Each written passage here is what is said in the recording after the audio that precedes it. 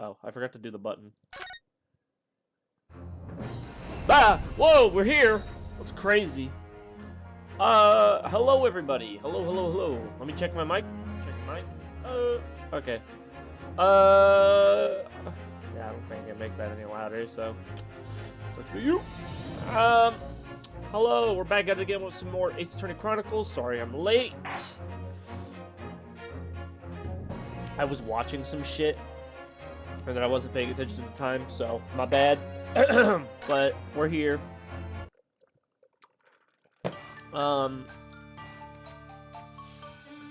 So, from what I remember last time, we did some investigating. Some naughty boy was who was acquitted in law, was blown up. The guy who did the thing. Okay, so hold on, let me get the people thing. Small breakdown. This guy, he's a naughty boy. He was a boss of a criminal organization. That's, I don't think they really specify what exactly they do, but he's basically a bad boy who was acquitted from law because the jury was paid off, and one day he financed this guy to do some experimentation, talking about teleportation or superkinesis, something, whatever. It blew up, he died, and now he's on trial for murder, and so we're here to talk to Herlock Sholmes about this woman because it may have something to do with Baron von Stinkyhole, Baruch von Zyges. And then apparently this somehow led to us talking to her, the French lady, which, I mean, she's fucking hot. So there you go. All in a nutshell, basically. It's pretty poggers. Alright, so let me go ahead and look and see and see and look and look and see. Alright. Talk about the waxworks. Let's talk about the stolen waxworks.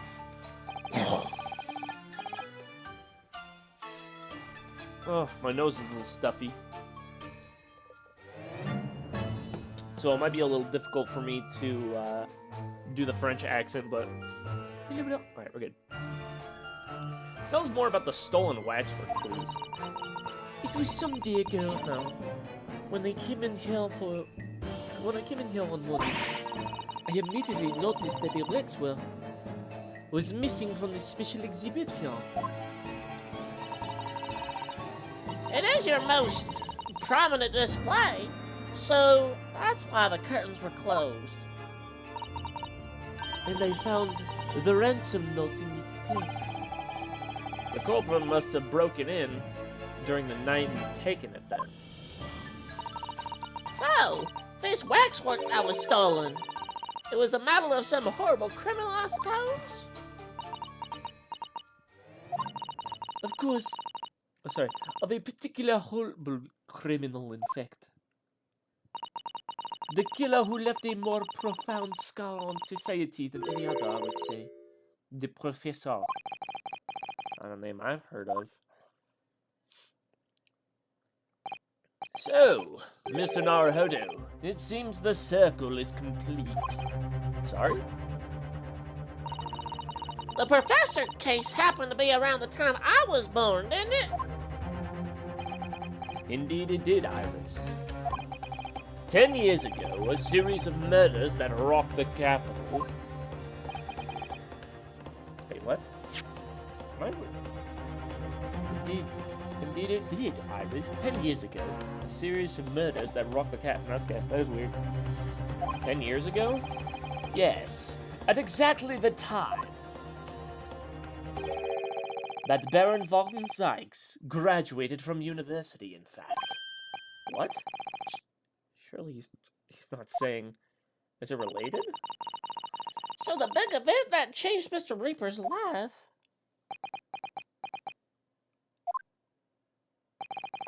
As you've surmised, it was the Professor case. Who is this Professor then?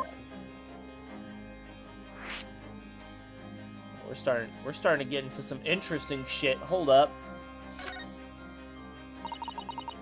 It was a series of gruesome murders that had all of London gripped in terror for over a decade. After 5 victims were killed, the man was arrested and put to death. And now he's immortalized here in wax for all Londoners to admire and enjoy. Though, of course, he happens to be absent at present on account of the abduction. But I don't understand. How is all this related to Lord Van Zykes? You must first understand, my dear fellow, why it is that the professor earned such infamy. It was due to the victims he chose, some of Whitehall's finest. What do you mean, Hurley? Those murdered by the professor were some of the highest members of the British aristocracy. Members of nobility, even royalty. It sent shockwaves through the country's administration. Members of the... wait, of course! What Professor Harebrained said. Lord Van Zykes is from a family of with noble blood. Oh, gosh! It was the 5th victim that led to the professor's arrest. The last of the killer's prey was a young noble by the name of... Clint Van Zykes. No, I don't believe it. Van Zykes? I'm sure you can piece together the rest for yourself.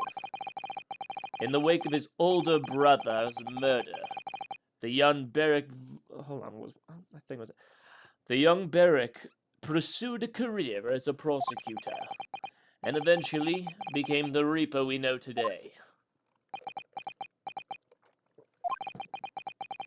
I had no idea Lord Van Zykes had such a tragic past. Well, I'm afraid that's all I can say on the matter. For the time being, at least. After all, I have work to do. As a waxwork exhibit.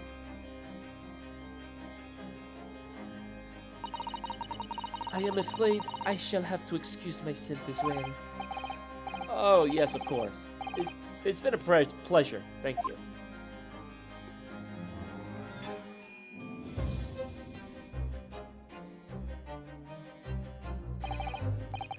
Well, none of the predicted scenarios I've been analyzing involved you coming to visit me here.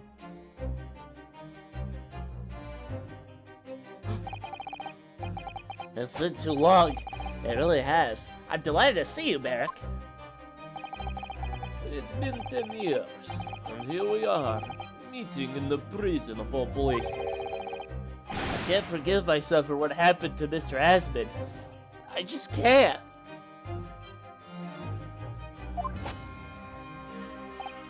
I still can't believe it could happen. Tomorrow the court will decide. Yes. I have the young Eastern man acting for my defense. He seems reliable enough, though.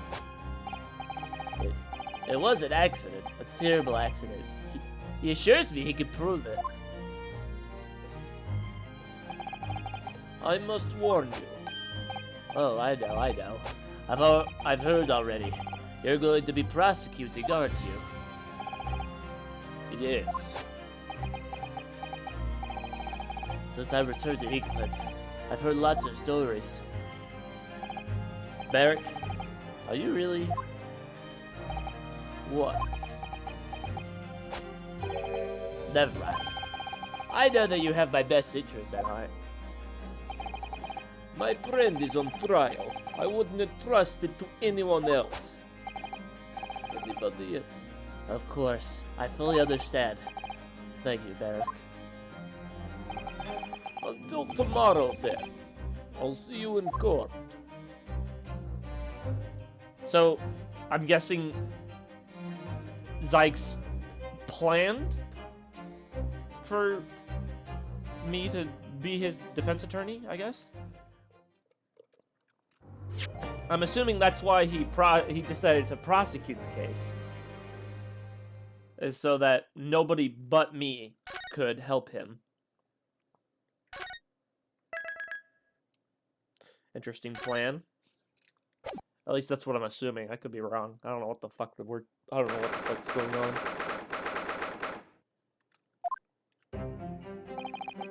I can't believe it's been 6 months since I was last allowed to work in court. And now here I am, back at the Old Bailey. Ah, Mr. Naruhodo! Good morning, Professor Hairbrain. I don't understand. It doesn't make any sense. The atmospheric pressure in here is off the charts. I never felt anything like it. It's crushing me. I feel it every time I'm here. That gravity. Well, this is Britain's highest court. But are you telling me it's fitting with some kind of device that it can actually control air pressure? I think it's probably all in the mind. Ah, yes, well, you won't let me down, will you, Mr. Naruhodo? I'm counting on you at today's trial. To save my life! To save the secret of my super high voltage instantaneous kinesis machine from being made public! Yes, I understand. I know what I have to do. I have to establish that the explosion 2 days ago was nothing more than an unfortunate accident. Well, I'm sure there's nothing to worry about, really. Justice will prevail.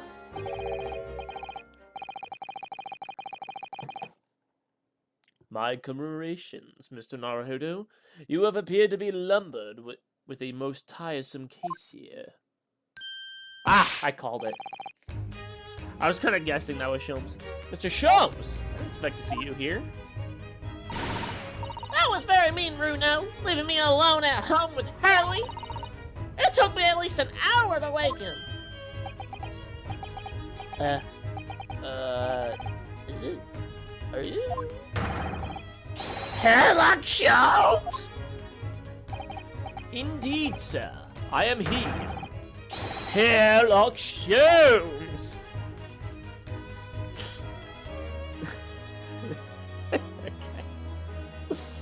Okay. I appreciate that. Oh, I've heard about all your exploits, even while living in Germany. Ah, yes. Rand's magazine is on sale in Germany, too. This month's installment was sublime. Your deduction in The Adventures of the Silver Blaze was wonderful. Ah, yes. A memorable case indeed. It concerned a snake, I seem to recall. No, that was the Speckled Band. Well, thank you for coming. Well, thank you for coming. I do appreciate your support. I'm sorry to disappoint you, my dear fellow, but I'm afraid I can't stay. Oh. I have urgent business at Madame Tuspel's. You mean your waxwork job? No, the waxwork abduction, of course. Madame has engaged my services. Oh, so you're trying to get to the bottom of the ransom note, are you? The week's wages depend on it, as does the safe return of the waxwork, naturally. As such, I intend to give it my undivided attention. Oh, well, never mind then. I understand. Of course, with my skills of observation and reasoning, resolving the matter will be as easy as proverbial pie. I shall return forthwith.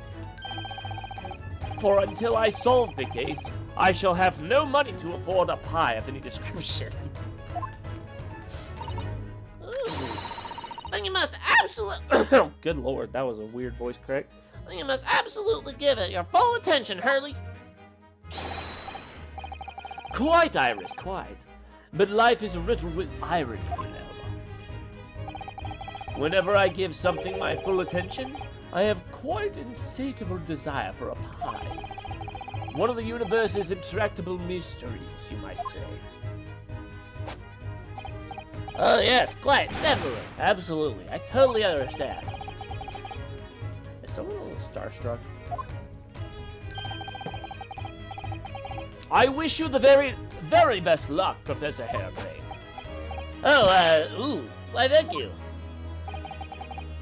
Before I depart, Mr. Naruhodo, a word in your ear, if you please. What's this about? As you have remarkably little grounding in science, I feel I ought to inform you.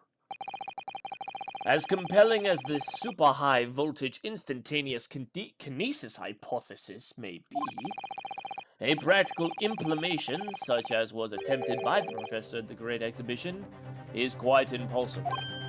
But the professor said the demonstration was a success. Yes, it would appear he reverently believes it was. I've read Professor Bunnybrain's paper about it, too, Runo, and I have to say, I'm sure it can't be done. It could barely be done theoretically, let alone practically. So he's completely barking up the wrong tree? But how could an experiment that had no possibility of succeeding in fact succeed? That's contradictory. And it's that contradiction that will be at the heart of this trial, I've no doubt. What's that supposed to mean? Now, I must hurry along. I wish you the best of luck, my dear fellow. See you later, Hurley. Skadoosh. Well, it looks like you're on your own today, Runo, but chin up. You can do it. Oh, what about you, Iris? No, I'm afraid I can't help. I have something that I need to do. I see. It's gonna be a big surprise for you when you find out what it is. That sounds ominous. Counsel for the defense and the defendant. Court is about to be in session. Make your way into the courtroom at once. We're on our way.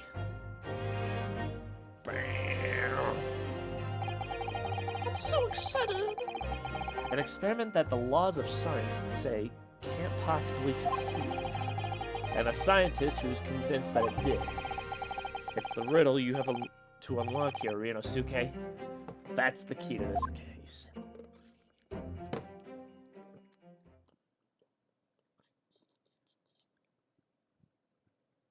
Bona pills. Damn! They actually have a new jury! What the fuck? No recyclables here. Actually new characters. Fucking finally. In the name of Her Majesty the Queen, I hereby declare this court to be in session. We are sitting today for the public trial of Professor Albert Harebrain. I now call upon the counsels for the prosecution and defense to declare their willingness to proceed. The prosecution is ready. The defense is ready, my lord. I'm 6 months out of practice. What's more, I'm with Officer Sato-san today.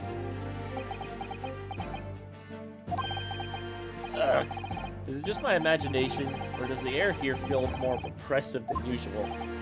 So, I must say I recollect the victim of this case all too well, Mr. Odie Asman. Mr. Asman was well known as a financier, though that was merely a front for his diverse criminal activities. It was only a month ago that the man appeared in court prosecuted by you, Lord Vansight, but the jury unanimously found him not guilty. Because every member of the jury has been bribed. I fucking can't speak! Fuck! Because every member of the jury had been bribed. By the sound of it. These powerful London criminals are prepared to go to extreme lengths to keep their freedom. But 2 days ago, on 21st October, Mr. Asman met his end. The work of the Reaper, was it? No comment. If that is how your lordship would describe divine retribution. But the fact remains that Mr. Asman's death was a direct result of the actions of the accused, Professor Harebrain. Very well then. Now, ladies and gentlemen of the jury, you have been selected at random to represent the will of the people. Are the 6 of you ready to fulfill your societal duty? Hey, new people, let's go! I was tired of seeing the same fucking jury over and over again. Shit. Shit, I didn't even get to read that. Holy shit, who is this?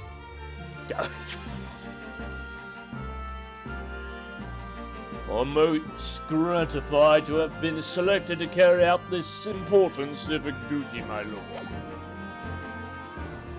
To have a man's fate on the palm of one's hands? Oh gosh, oh golly, it sends shivers down my spine.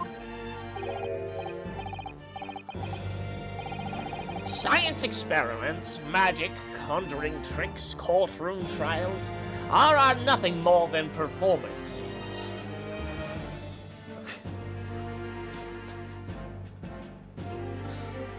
I like how the first two are normal, and then you get this guy, and it's just like, what the fuck?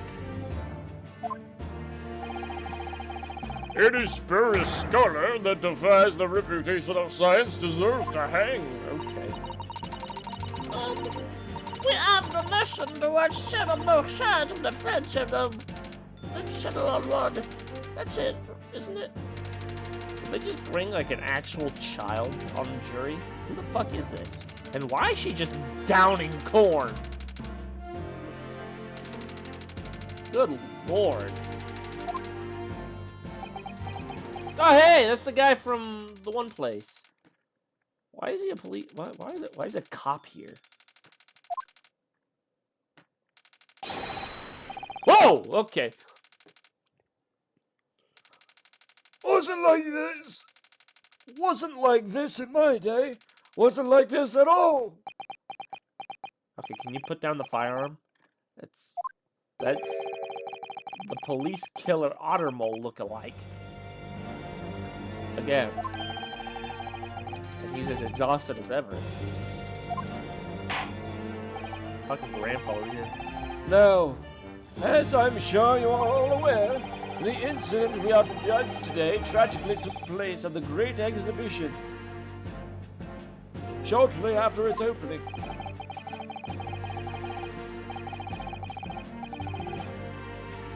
Lord, the death toll could have been far worse. With the exception of the victim, no one was killed. Nevertheless, the dream of the science being exhibited rapidly turned into a nightmare for the spectators. A tragic turn of events, and as such the eyes of all London, no, of the whole world will be on this trial. It is our duty to reach a swift and just conclusion, I feel. You know, every time you say it's like it needs to be swift, it always doesn't.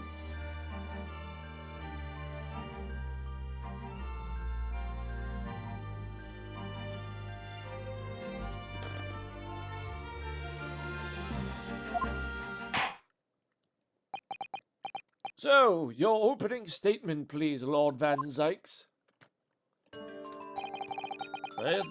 At the heart of this incident is technology never been demonstrated anywhere in the world.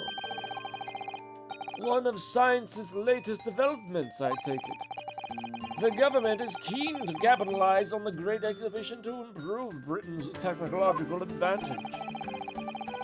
The technology being demonstrated by the accused was described as super high voltage instantaneous kinesis. Good lord! It's designed to disassemble human subjects using extremely high voltage electricity and beam them instantly to another location where they are subsequently reassembled. Is such a thing even within the realms of possibilities? Well, I don't believe it, that's for sure. Disassembling people with electricity? My goodness, how shocking. So funny. The whole idea is absurd. The hypothesis would never stand up to scrutiny. Sir, I believe you're a fellow of Royal Society, are you not? An expert in your field? I am, and my word on the matter is to be considered vital. Instantaneous kinesis is poppycock. So this expert and Mr. Sholmes are in agreement. It's impossible. What is the prosecution's view on the matter? The prosecution would assert that the accused's instantaneous kinesis demonstration was a success. What? What rot! Order! Order! The professor's hypothesis is currently under investigation by the British government. It is deemed to have merit. A substantial research grant would be made available. The accused made use of the invention built on his new hypothesis to take Mr. Asman's life, in order to be the sole benefactor of the grant. But this disastrous demonstration was no accident. It was carefully designed from the outset to end the life of the victim.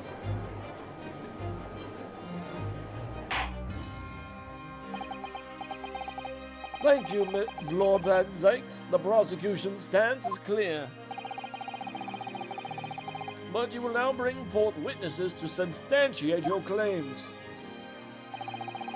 Gladly, my lord.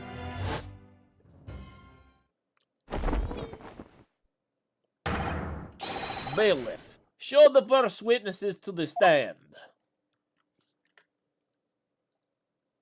That bailiffs in this game? That's crazy. It's the scientist and fucking what? Okay. Witnesses, state your name and occupation for the court. Yes, sir. Tobias Gregson, Detective Inspector at Scotland Yard's Homicide Division.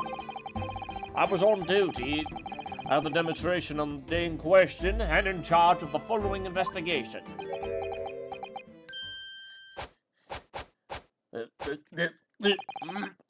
Albert Harebrain, scientist.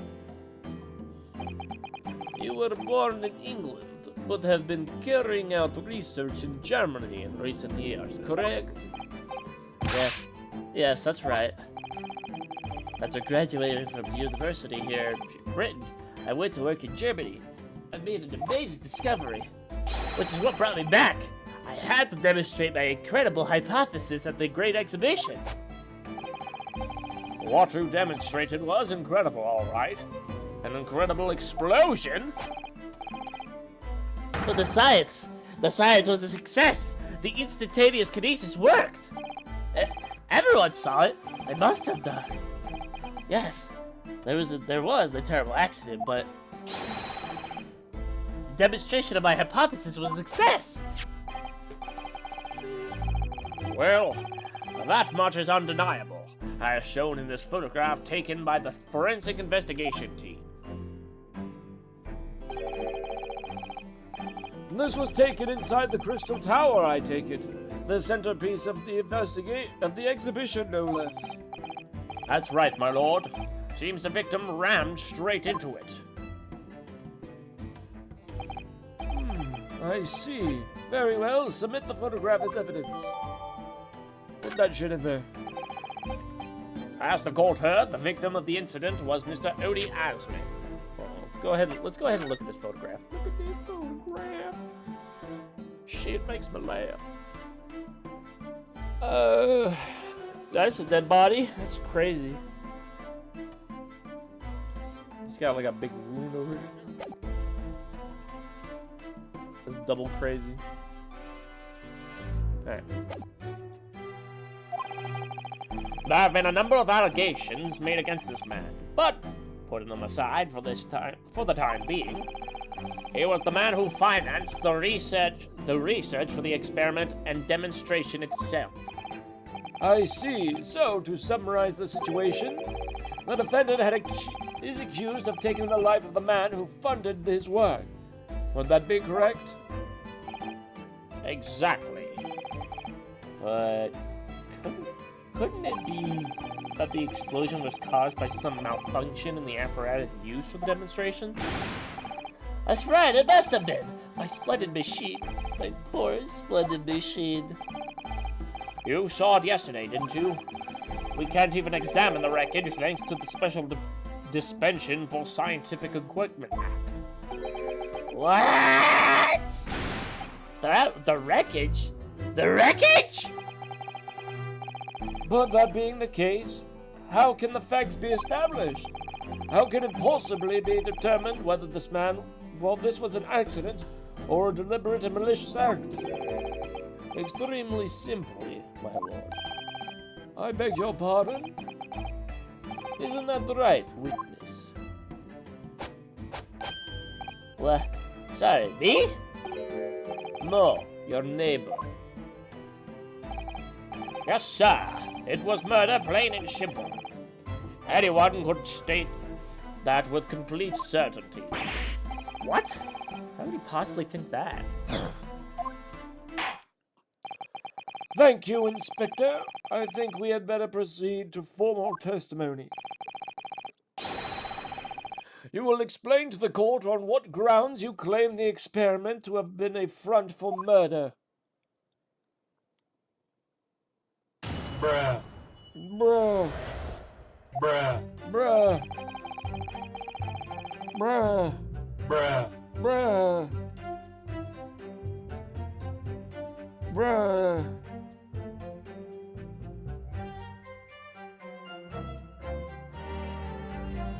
The corpse that went crashing through the crystal tower had a broken neck. I made a minor miscalculation of the angle of the beam projection. That's all. That was my mistake. But the post-mortem examination revealed another injury, a fatal one. There was a lesion in its chest where it had been stabbed by something sharp in the heart. So the victim was killed before he went anywhere, and this fella's the only one who could have done it. Okay. An extraordinary business. In addition to suffering a broken neck, the victim was stabbed in the heart. Information I would really like to have heard from before, from someone other than the judge. The coroner says death would have been all but instant from a wound like that. You could say, in fact, that the victim was killed twice by the accused. No. That couldn't be further from the truth. I have here the experiment plan document that was submitted to the security team.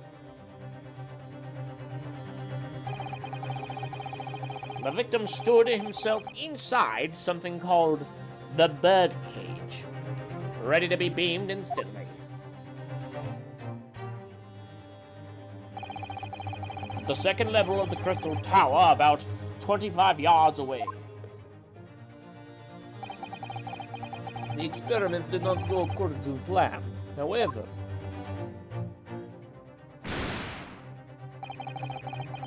as the machine was put into operation, there was a large explosion.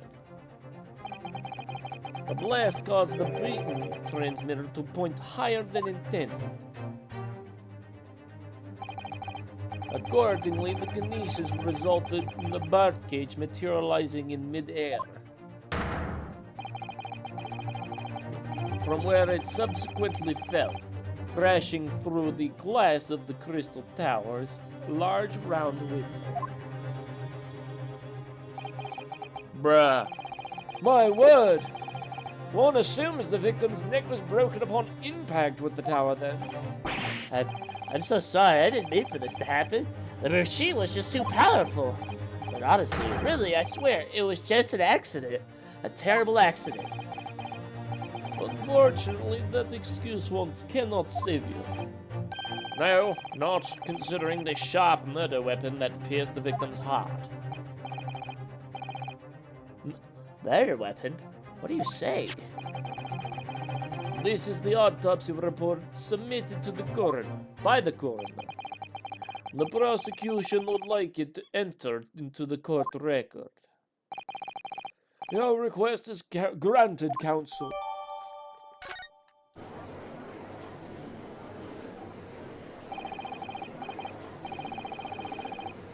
Well, there, I'm passing you now.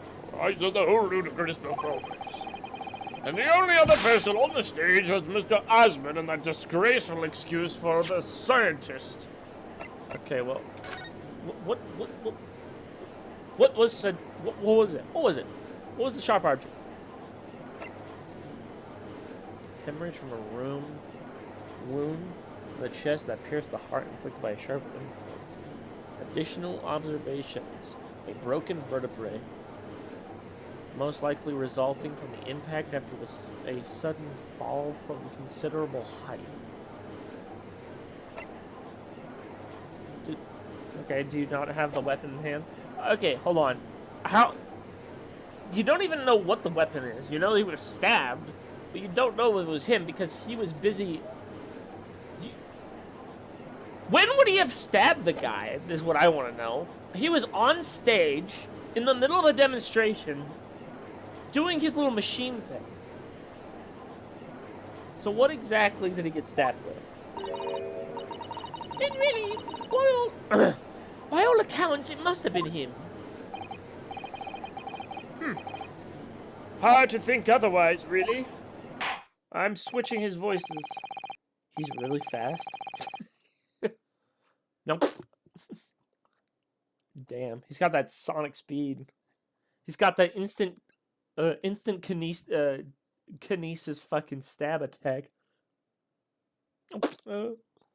Very well, counsel for the defense, proceed with the cross-examination, please. Oh, yes, my lord. I need to focus here. Oh. It's been a while.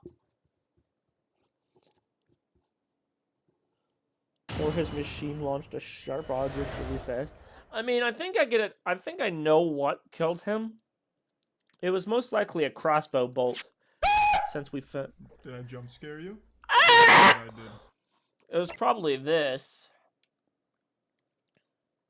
But it was behind a tree.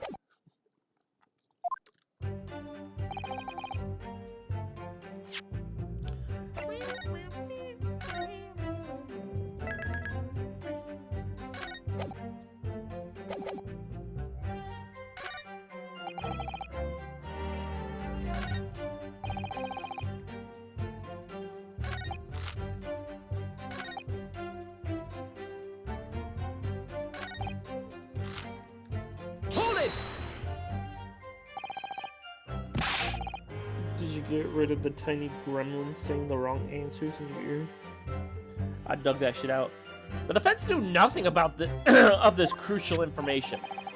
The prosecution received this report from the forensic investigation team only this morning. And that was the first we knew of it as well. I can only apologize for the impossibility of informing the defense. Sarcastic and insecure? Thanks. So, what was the nature of this sharp object? Among the accused tools that were used at the demonstration, one is of particular interest. This. Wasn't this found in the middle? What? You're telling me that? Is that blood? Is that blood on the tip? That might be blood. Huh. Okay, well that would definitely do it. But wasn't that in the machine itself?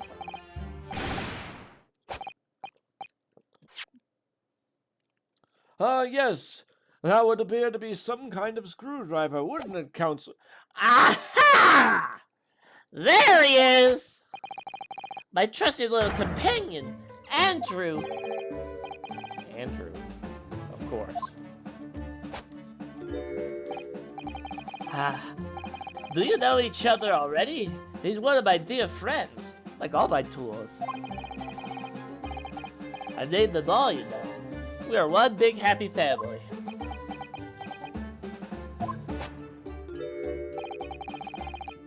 Andrew is my flathead screwdriver, of course. His brother, Michael, is a crosshead. Well, it would appear that your beloved Andrew has a red stain on this shank. Ah! That isn't... Was there blood on it last time? I don't remember there being blood on it last time. Hold on, I'm kind of curious. Let me look at the VODs real quick, because I remember looking at that thing. But I don't remember there being blood on the tip. I've got a brand new shiny helmet in a pair of tinky boots.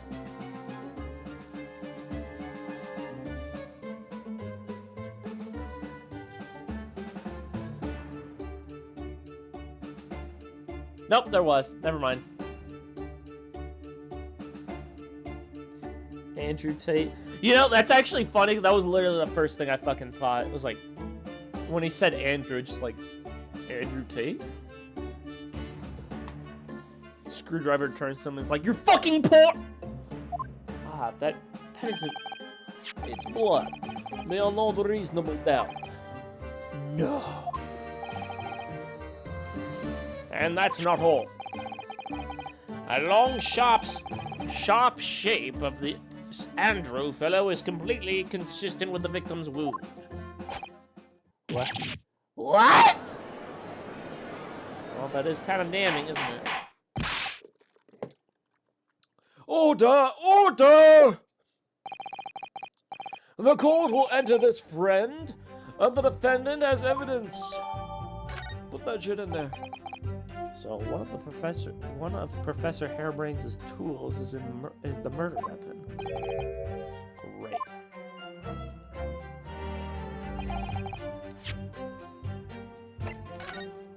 Let's go ahead and look at this bad boy.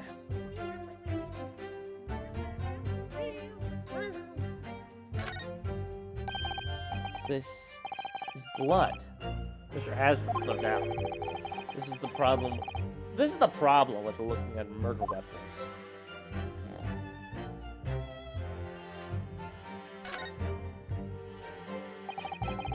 I've seen this unusually shaped handle before.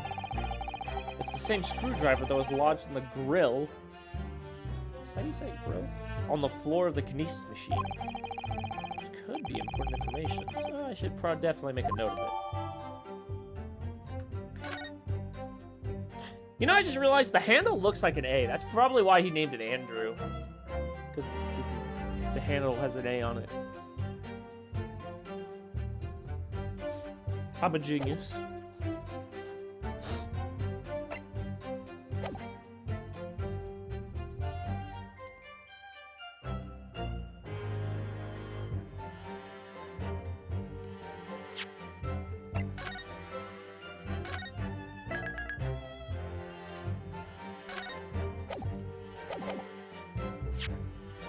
What if I were to present this? Objection! Would I be called cringe? Alright, I just wanted to see if that would work. Load! You didn't see it! You didn't see it coming! You never see it coming! Reach me. Hold it! What grounds do you have for saying that? Ha! Do you really need to ask? There are only two people in that public experimentation stage, in front of the whole crowd. The victim, Mr. Odie Asmon, and the accused, Professor Hairbrain. And we know for certain that before the experiment, the victim was alive. I forgot what voice I gave this guy.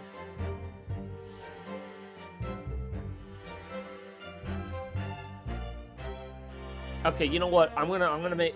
Okay, just so that I can remember, I'm gonna make juror number 4, and I'll make juror number 1. No. No. I'll think of something. That's right! I saw him with my own eyes! Just so that I can remember his voice, because I fucking forget. Furthermore, following the explosion in Kinesis, nobody went anywhere near the body. Actually, you know what? I'll give the first guy an Australian voice. Great Scott! In other words, someone else on the stage with the victim could have possibly done it. Excuse me! Excuse me! Professor Hairblane, do you have some information that may be relevant here? Professor! Sorry. I was just calculating the optimum coefficient of electrolysis to separate modules from the human body. And the witness stand is the best place for that? It seemed as though you might have had something to say. About Inspector Gregson's last remark? Yes, that's right, of course! He just said that nobody else could have done it, didn't he? Yes, that's right. Who else could have stabbed the victim, eh? I don't know, but there's no way that I could have possibly stabbed Mr. Aspen as you say. Eh? Explain, please, Professor. Of course, this cold-hearted policeman may not be aware, I suppose. But humans are warm-blooded mammals, with blood running continuously through their veins. I had heard. Then certainly you see that if I plunged something the size of Andrew in the man's chest, the whole stage would have been a bloodbath. No, a blood-swimming pool. But thousands of Londoners were watching me at the time. And then not one of them has claimed to see a swimming pool of blood. Well, no. I suppose not. You see? Not one! True. I didn't see anything like that. Wow, that's crazy. So you're telling me that nobody saw him actually stab the man, nor anybody actually saw the blood of said man. It's crazy. Well done, Professor. That was a great counter-argument. Order! Order! Little bit of olive oil. Pray, forgive me the discourtesy if I savor a drop from my hallowed chalice to accompany my old friend's adducing. Here's to you, Albert. Oh, you're too tired, Barrick. I'm really not a patch on you. Then I'm gonna throw it. No, you're not. No? You've neglected to mention one crucial possibility. I have? A particular situation in which very little bleeding would result from a stabbing. Ah, of course. Inspector, enlighten the court, please. Yes, sir. Where are they going with this? Very well, you will amend your formal testimony now, Inspector Gregson. The weapon of the victim was stabbed must have been left in his body whilst he was beamed through the air. Objection! That one was pretty fucking easy. You say that while the weapon remains in the body, there's very little bleeding. Is that unequivocal? Equivocal? Look, there was no blood on the experimentation stage, even though that's where the fellow was stabbed. The only explanation for that is if the screwdriver was still in his body, stopping I can't read for shit. Chat, don't yell at me. Stop! Don't yell at me! It is common knowledge.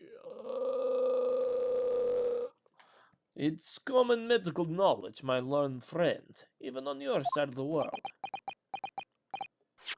Yes, but about this screwdriver. The thing is, we actually saw the scene ourselves on the experimentation stage. What? It was on the floor by the wreckage of the machine, poking through a metal grill. I went to pick it up, but the detective here stopped me. Isn't that right, Inspector Gregson? Ah, well, you mentioned it, yes. Inspector, are we to understand that you permitted the Defense Council to investigate? That you contravene the Special Dispensation of Scientific Equipment Act? Yeah. No, not at all. I wouldn't do that. I just let him look, nothing more. I was very clear I wasn't to touch a thing. Yes, that's true. A screwdriver was in plain sight on the stage. But it shouldn't have been, should it? What are you getting at? If this tool had still been stuck in the victim's body when the victim was beamed away by the machine, then it shouldn't have still been on stage. Ah! That's right. It should have been beamed across the Crystal Tower along with Mr. Asman, and been found still lodged on the victim's chest. Ah! I mean, I feel like that should have been obvious. Like, do y'all not remember? Do y'all not know where it was? I mean, well, I guess the science team didn't bother adding much details onto how they found shit. But good lord, man. Good lord. Order! Order! How do you explain this, Inspector? I don't.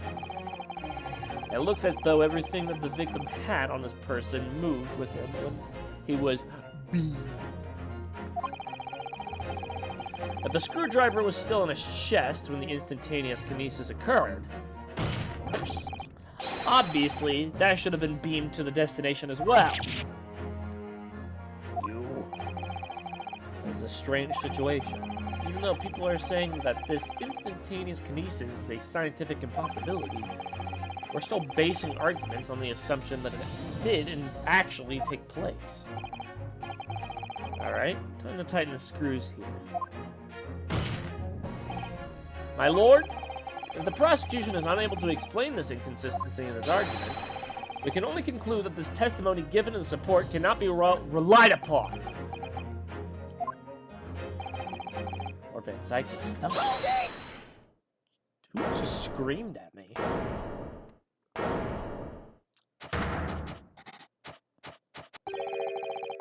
Do you have something to say, witness? Yes, I do it. It bears out. The equations hold. Mr. Naruhodo, don't worry! About what? Without delving into the details, there is no inconsistency. What?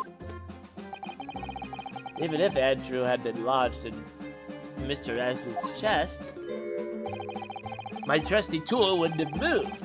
Andrew remaining on the stage is consistent with my calculations. What? Is he really? Well, fuck that, Bottle. It would seem your illusions have been shattered. Clearly, we should hear the accused's explanation. Fuck. Hairbrain, what is wrong with you, bro? You're fucking yourself! We could have had this in the... You probably could have been acquitted from that, maybe. Probably not, but you could... Fuck!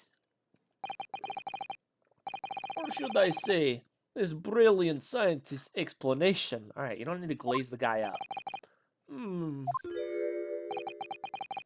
Just when I found an inconsistency in the prosecution's argument. Scientists. Very well, the defendant will testify again. Provide with us the scientific explanation as to why the inconsistency asserted by the defense fails to hold. I think I know why. It's because the screwdriver wasn't deatomized. It was just him. So, when he got stabbed, he got deatomized when he teleported. But the screwdriver didn't come with, so it just fell. In the name of Apollo, I will, my lord. Although, you know, it would have been better if he didn't say this, because now he just made my job a little harder. But oh well. To be clear, I'm still at the stage of gathering data for my research. In my research, my hypothesis states that the Kinesis cannot transport metal. Though, hence the metal weapon would have stayed put. In other words, a point just raised by Mr. Naruhodo isn't an inconsistency at all. Mr. Aspen was the patron of my research.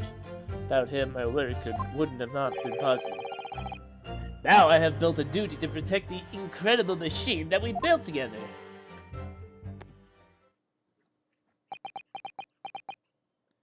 Oy vey, man.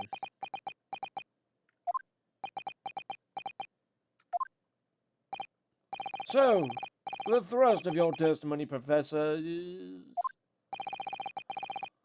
that based on his hypothesis, metal objects cannot be moved by this method of instantaneous kinesis.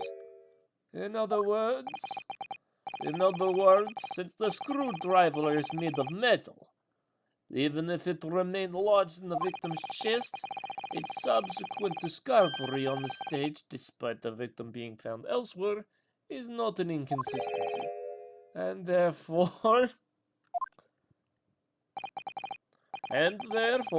Professor Albert Harebrain could still have been the killer. My great hypothesis holds, you see.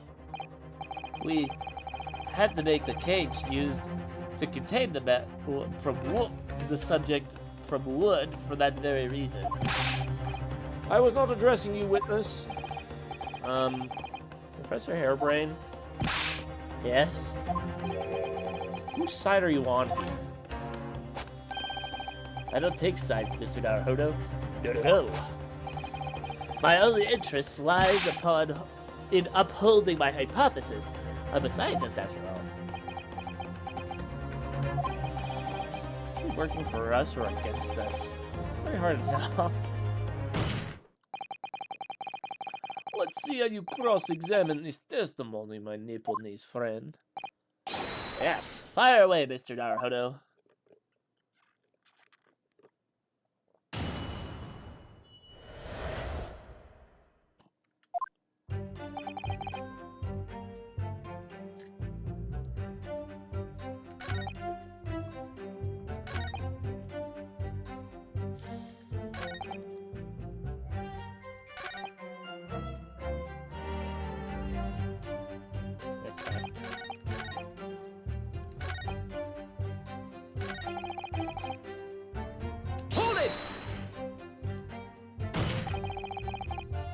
Hypothesis states it?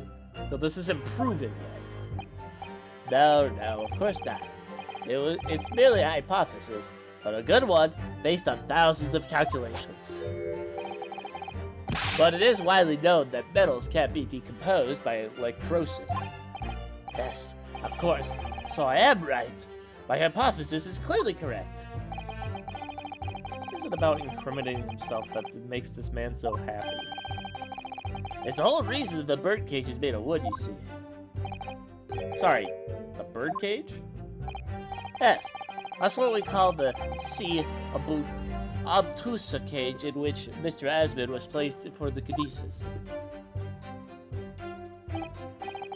Ah, the jail cell in which the victim was detained. It does indeed seem to be made out of timber of some sort. I'll thank you not to refer to it as an instrument of incarceration, your lordship. In short, any weapon lodged in the victim when he was beamed away by instantaneous kinesis would have been left behind on the stage if it was made of metal, correct? Yes, that's it. Yes.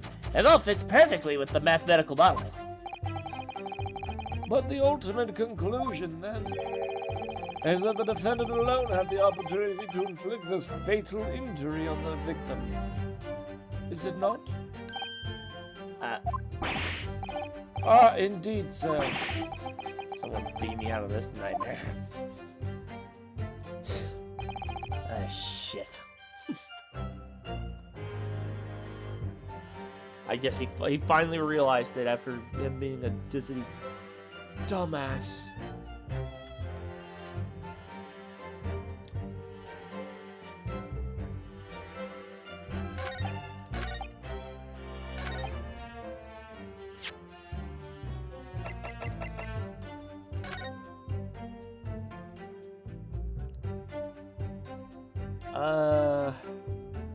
Actually, wait. If that were the case, what about his glasses?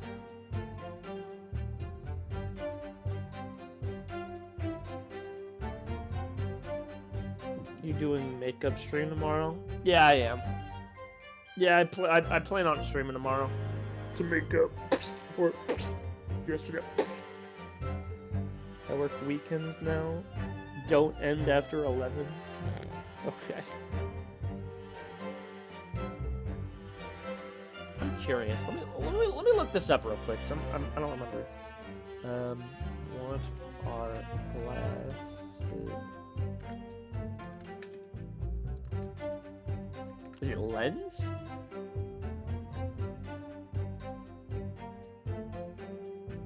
Oh no, wait, hold on.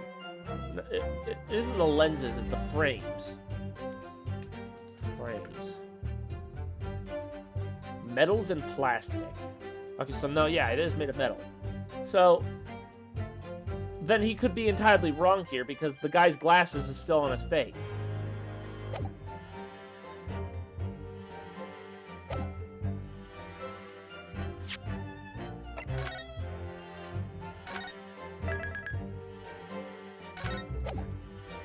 Assuming, of course, his glasses are made of metal, which it looks like they are. Objection! Ah! I'm a genius. Professor Harebrain, you say that according to your hypothesis, nothing made of metal can be beamed by instantaneous kinesis using the machine you made. Is that right? Yes, that's right. Spot on. Exactly correct. In this case, I'd like to ask you to take a look at this photograph that was taken at the scene. In particular, I'd like you to pay attention to the victim's face. You can clearly see that Mr. Asman is wearing a pair of spectacles with a metal rim. What? Metal? No, metal can't. That's not Metal? No! I failed to incriminate myself. Fuck! This guy's a dumbass. We've already established that the proposed murder weapon, the screwdriver, was found on the stage. However, if your hypothesis correctly predicted that outcome, it should also be predicted that the metal-rimmed spectacles would be found in the same place. Ah! My hypothesis! My hypothesis! Professor Harebrain, this isn't easy for me to say, but your hypothesis is clearly flawed. Ah! I swear, I'm so sick of tired of hearing the word hypothesis.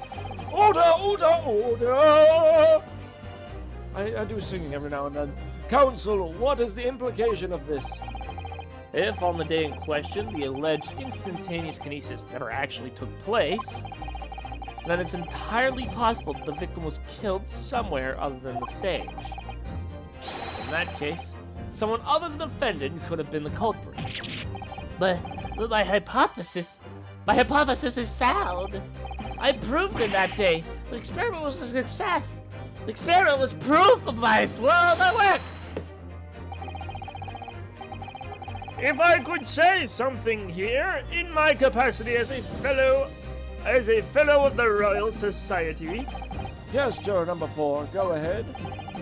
As a man of science, there is one thing I simply cannot abide. And that's a fraud who pretends to be a fellow man of science. What? Wait, great Scott. Are you suggesting my science is suspect? It's just been disproved, hasn't it? In front of all of us. In other words, the whole demonstration was a complete nonsense from start to finish. Believe me, fellow jurors, when I tell you this man is a heel, a bounder, and a fraud. I say the wreckage of that machine should have been stripped down and thoroughly examined. No, never. That machine is the essence of my entire hypothesis. It's protected by the Special Dispensation of Scientific Equipment Act. What the devil is that blasted act all about, eh?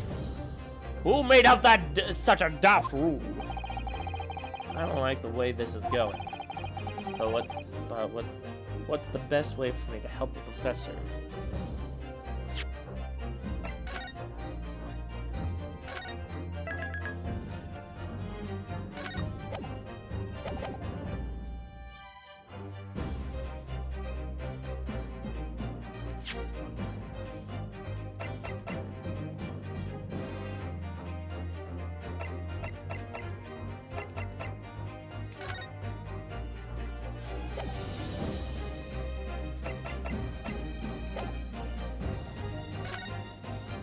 Objection! I guess I might as well wing it. Professor Hairbrain has yet to perfect his invention. That would seem to be the case, yes. But even so what? Going to such trouble and expense to create a fake machine to display in public. He would have absolutely no reason to do such a thing. He had an obvious reason to do exactly that. For the research grant money. If the government was foolish enough to have deemed the man's ridiculous notion plausible, he and his conspirators would have received a handsome sum indeed.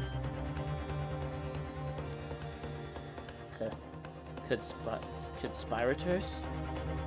I have to work at a new building for women that all got lady boners, seeing a guy that's good at the job. Are you trying to glaze yourself up now? Bro's acting like the women at this building never seen a man ever and they're fucking gooning for him. Bruh. They see your sweaty, bald fucking head and they're like,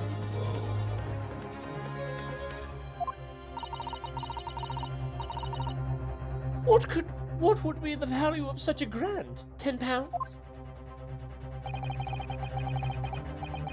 You're an order of magnitude out, madam. 500 pounds a year? Order! You could live ancient with that on that much for years. The societies have noticed an increase in bogus public demonstrations in the field of science recently, and plenty of scientists arguing with each other to get the largest slice of the funding cake. You like that my little bottle thing keeps changing colors randomly? It's cool. People's greed is plenty motive enough for murder, I assure you. No. I haven't deceived anyone. Least of all the government. My hypothesis is sound. The science is sound. Please, you must believe me. Objection! No matter how unbelievable this hypothesis may seem to you, ladies and gentlemen, the fact remains that the victim was transported instantly to the Crystal Tower. Which means that the experiment was a success. Ah, Barrick. And therefore, the only person who could possibly have committed this murder is the accused. Ah, Barrick. Where's this heading? I have no idea. My lord, if I may. Yes, Lord Van Zykes. The prosecution would like to summon new witnesses to the stand. New witnesses What would be the nature of their involvement? They were spectators of a demonstration at the exhibition, who were occupying special seats. Eyewitnesses? Very well. The court grants the prosecution's request. I should very much like to hear the eyewitnesses to the incident. The prosecution's stance is clear. The experiment was no postiche.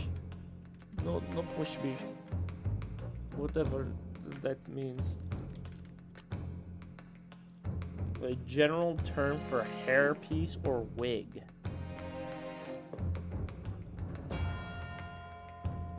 Alright. Oh, an imitation or substitute.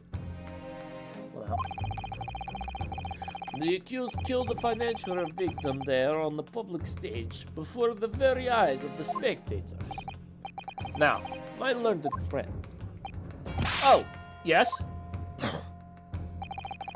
It's time for you to make your own stance clear.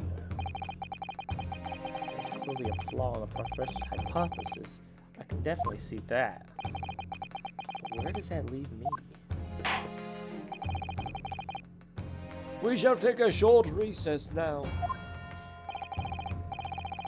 during which time the prosecution will prepare its new eyewitnesses to the stand. As you wish, my lord. Good.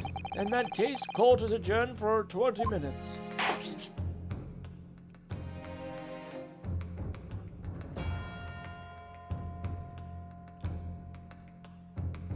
Now leave. Get out of here.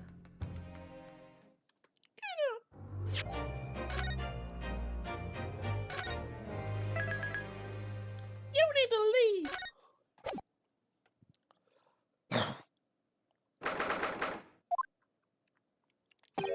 Lovely.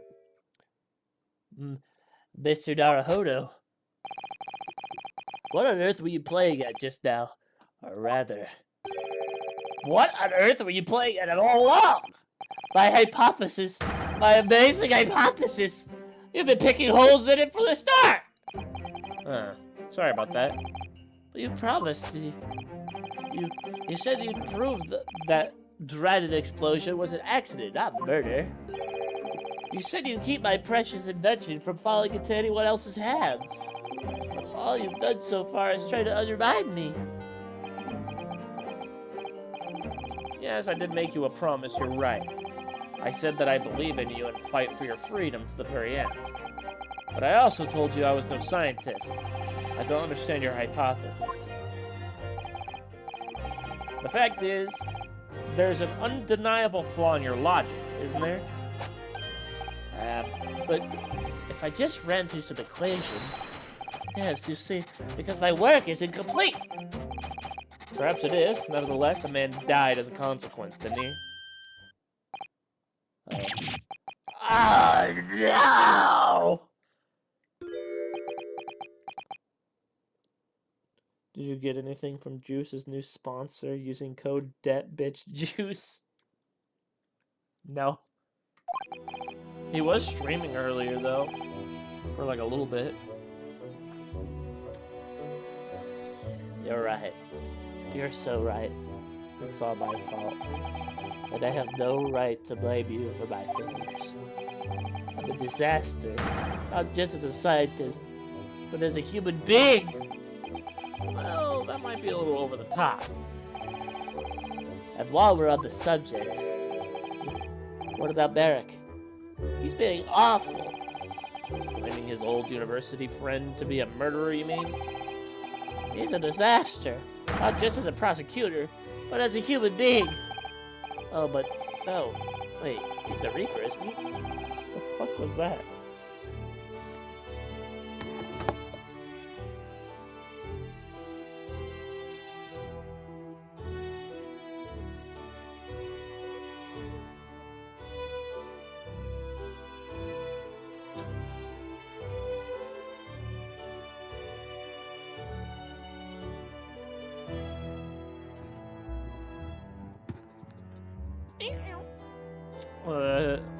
there was like a loud bang on my door. I don't know what the fuck it was. Perhaps it's not classified as Homo sapiens anymore. Glad that's cleared up. Can I double check something with you? Yes? What? It's called fireworks. Outside my door? It looked like, I think it was one of my cats' toy that just banged on my door. Could have been one of the cats. The machine and demonstration you prepared, they were based entirely on your hypothesis, I presume.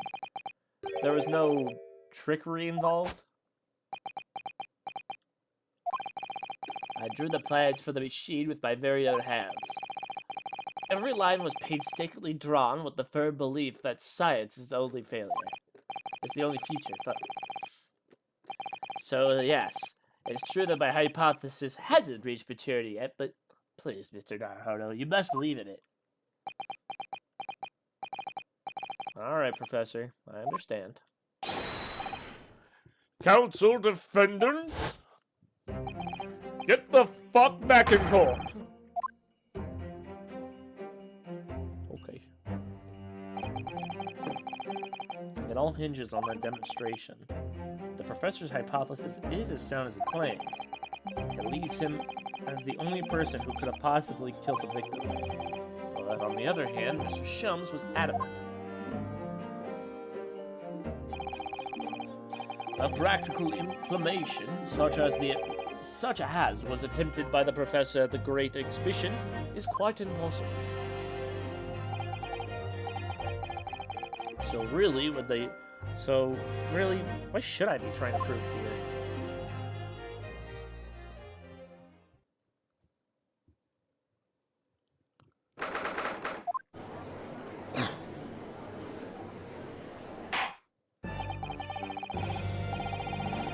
In the name of Her Majesty the Queen, I hereby reconvene the proceedings of this court.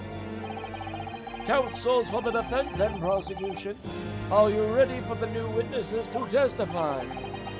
The prosecution is ready, my lord. As is the defense, my lord. So, Lord Van Zykes, I believe these next witnesses saw the demonstration on the day in question with their own eyes. Indeed they did. And as luck would have it, one of them is a police detective, so the testimony we're about to hear can be considered highly reliable.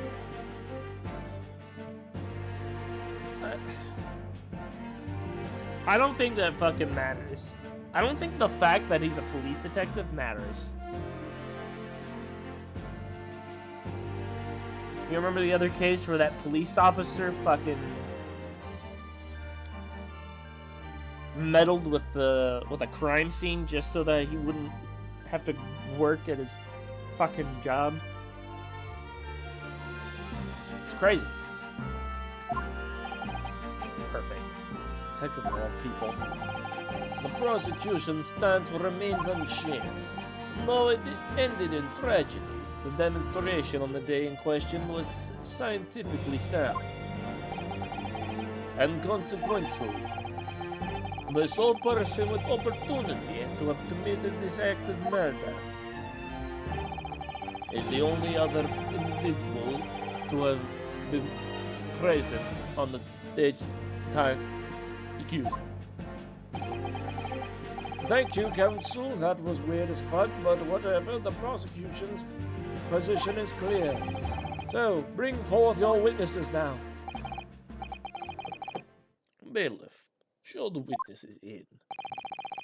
The witnesses whose proximity to the incident on the day in question will clarify the truth unequivocally.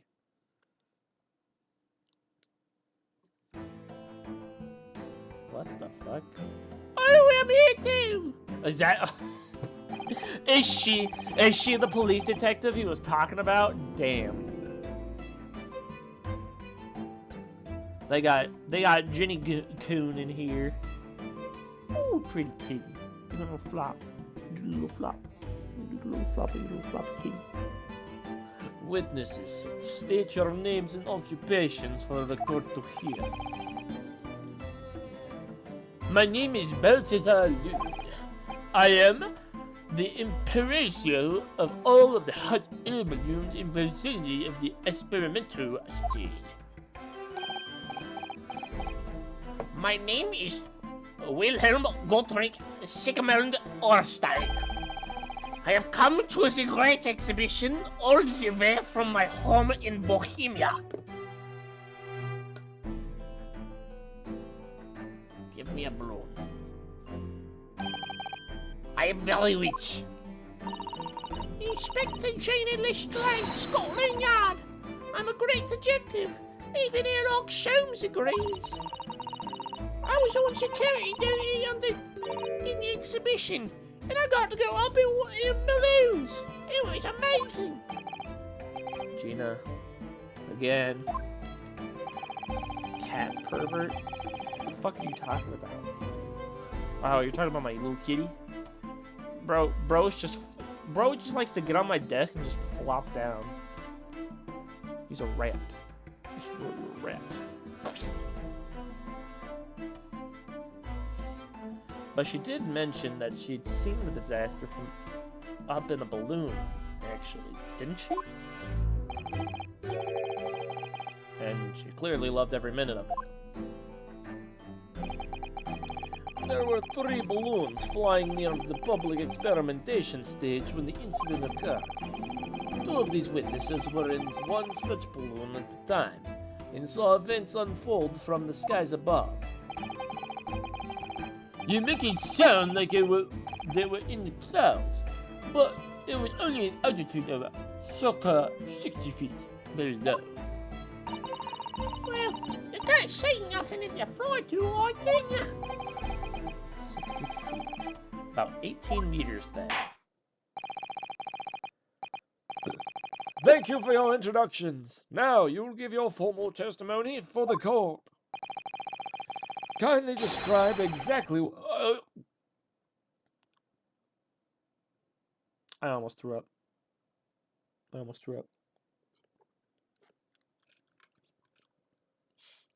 me a minute. Alright, we're good. Kindly describe what exactly you witnessed, especially those of you who had a vantage point above the stage.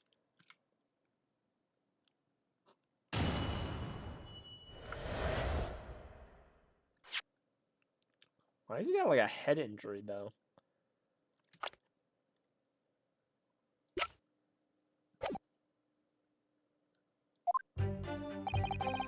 It was an incidentally terrible. Is this guy... I don't even know what this guy's supposed to be. Is he French? Is he German? I am only grateful that my balloons were not damaged. There's this huge bang from the stage, and then the next second, another bang from the sky beside us. And from amidst the smoke, a cage appeared from nowhere. The cage, it fell from the sky like a stone and crashed into the crystal tower. I did get a good look inside the cage, but no one went near it after it crashed into the tower.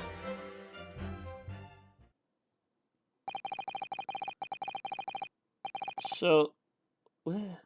Did they once mention about him stabbing them?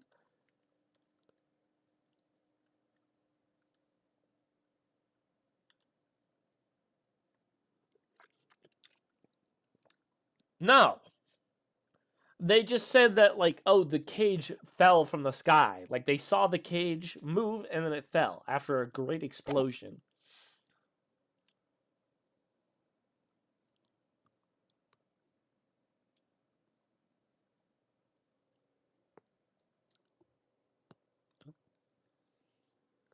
But, well, I mean, like, it's good information, I guess. But, like, what does this have to do with him murdering the dude? I don't get it. Can I just clarify something? There's a detail in the witness's testimony that I've not heard any mention until now. Specifically, that there were two Specifically, that there were 2 explosions? More precisely, 2 explosions in 2 separate places, yes. When the demonstration began, the balloon carrying the 2 witnesses around was around here. There were other balloons in the air nearby at this time carrying other passengers as well, to be clear. Then, as power was supplied to the machine for the demonstration, the first explosion occurred. The so-called bird cage contained the victim disappeared from the stage, and a moment later, the second explosion occurred directly adjacent to the balloon carrying the witnesses. The bird cage appeared at the site of the explosion, subsequently to plummet down into the Crystal Tower. I was very surprised. Suddenly a cage appeared before my eyes with a pulsing inside. The blast was so hot, but I didn't want to miss the thing, so I kept my eyes wide. Give me another balloon. Thank you. I still have lots of money. I don't think I asked, but cool. Precisely, who is this curious infant? I'm told he is a young noble of Bohemian royalty. Apparently, he disguised himself in order to steal unnoticed into the Great Exhibition. Yeah, I am in London on a sightseeing trip with my elementary school. We will have the benefit of a child's point of view in the testimony. You really need that? When I remove my mask, this is what I look like. It's kind of adorable. Blue eyes. Ah, yes, I see. A delightful face, I'm sure. Yeah, everybody says so. I'm still gonna use this voice. Great disguise, then. The point is, the testimony of these witnesses further substantiates the facts for the court. Namely, that despite ending in an explosion, instantaneous kinesis was successfully demonstrated. And furthermore, that until the arrival of the police, no one approached the Crystal Tower before the victim fell. Therefore, only the accused, who was with Mr. Asman on the stage, could have possibly committed the murder. Yes, thank you, counsel. The prosecution's views on the matter are quite clear. So, the defense's cross-examination now, please. But weren't we back at square one, though?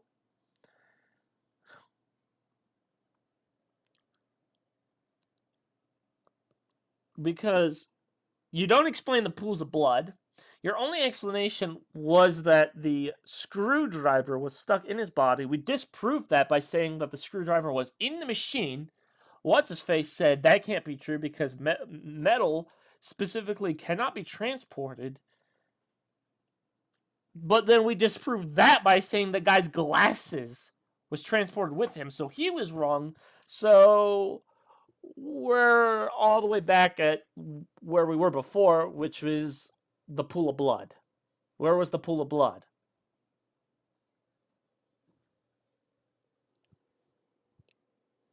But now all of a sudden we're just kind of like skipping all that shit. We just kind of forgot about it, and now we're just like, oh no, he's still. That shit. It's fucking stupid, bro.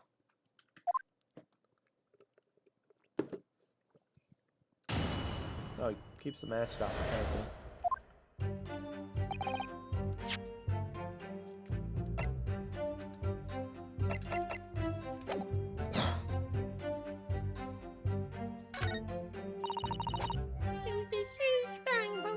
There was this commotion, a second bang from the So you actually saw the accident happen from above in the air. Yep. Ain't it amazing what a detective gets to do, eh? I'm telling you, Otto, being a lawyer is a mug's game. You should join the force and we can go flying together. You know me so well. Yes. Well, anyways. Could you tell us exactly what you saw, do you think? Everything. We saw everything, because we were up so above so high. You know, fuck, I misread it. That dodgy cub climbing into that cage, and that dodgy professor pulling all them levers. And that's when it happened. That's when that massive bang on the cage appeared, just like that. You're describing the moment the subject's body was decomposed by the electricity, I believe. I didn't know what to make of it, but then there was just another bang, right in my ear. I looked around, and there was a huge green fireball That's Peter. right next to us in the sky, and there was nothing there before. Excuse me. What do you have to say about that, young child? Master Gotts, does your memory of the day differ? My teacher at elementary school said that when you meet someone for the first time, you should always use their first name, full name. Yes, what was it again? Wilhelm Gottfried Sigvard Orstein. Four names? Just the four names, then? The point is, do you have something to say? Something to add in response to Detective Gina Lestrade? Detective Gina Lestrade's last remark, perhaps? Oi, get it right, Aldo. It's Inspector Lestrade. Why does everyone have a problem with how I dress them at the moment? That was not what I saw. Oh? Yeah. There was a second explosion, and it was right beside our balloon. That is true. But I'm sure. Which is what I said, in it. 1 minute there is nothing there, and next a massive explosion. My teacher at elementary school said that when someone else is speaking, if you are rude enough to interrupt, you will have the most awful life imaginable. Are all Bohemians brought up to be so full of joy?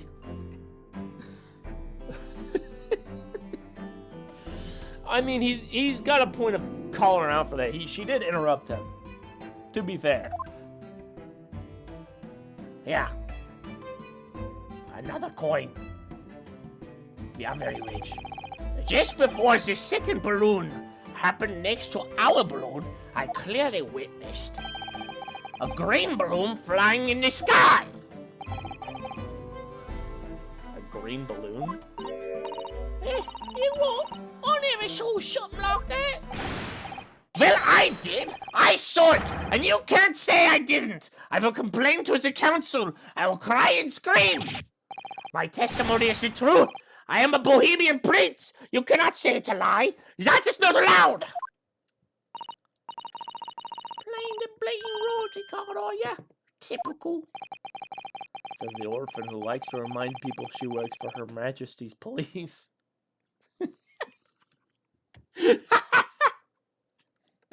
What a clapback. In that case, young man, I must ask you to amend your formal testimony in the entrance of cordial national relations between Great Britain and Bohemia. Bohemian Rhapsody. It was not the sky that exploded. It was a green balloon that was next to ours at the time.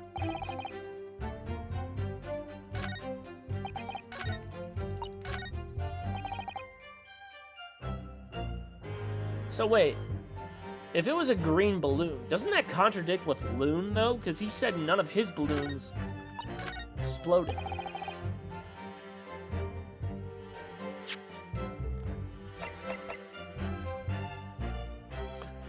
Although, that would explain the green piece of cloth. So this could be a fragment of said green balloon. So he could be onto something. Let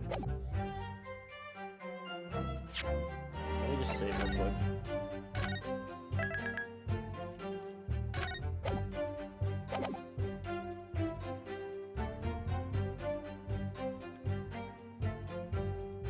Hold it! A green balloon, you say? Are you sure about that? Of course I am sure. I am a proud Bohemian prince. All these questions are making me boring.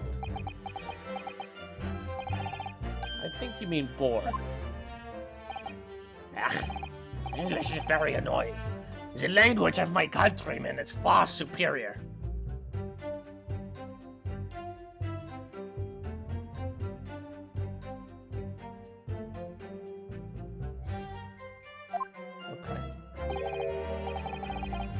Because though, it is a very long to lie.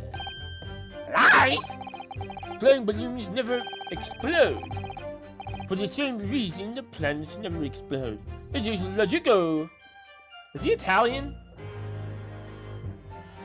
You sound like you're going to say Schneeple. Schneeple! Schneeple. Please tell me that doesn't mean logical.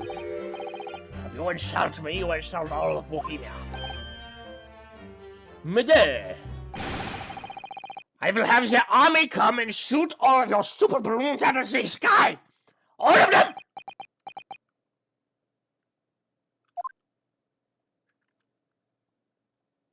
Now give me another balloon. Here you are, Your Highness. If only all international incidents were so easily resolved. Now that peaceful relations have been restored here in the courtroom, perhaps we could return to the testimony. Did you also see the moment that the cage materialized, Mr. Loon? No, I did not see the explosion myself. However,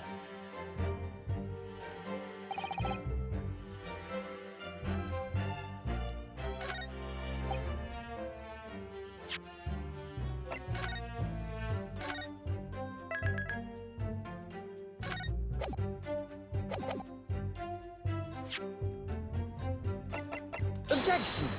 Fuck. Are you doubting the prince of Bohemia?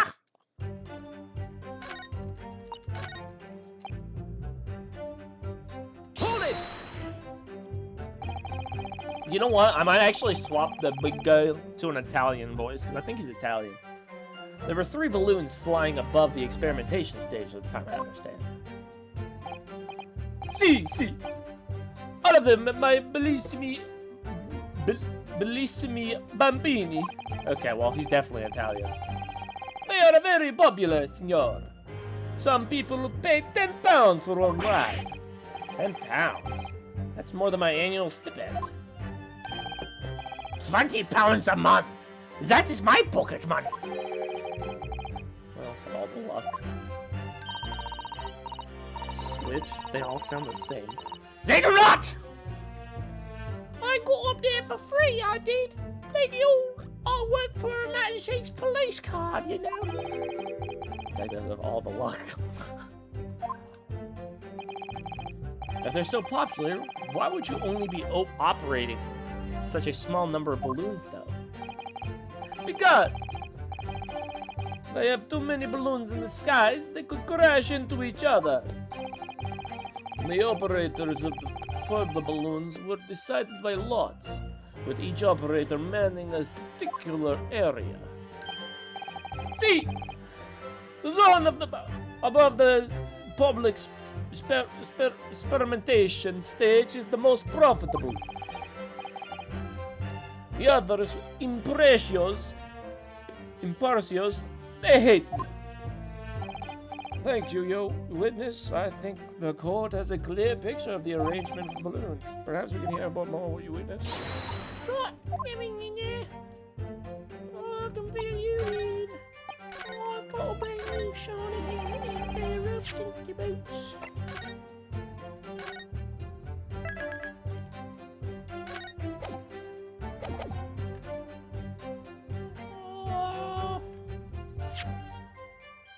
Objection!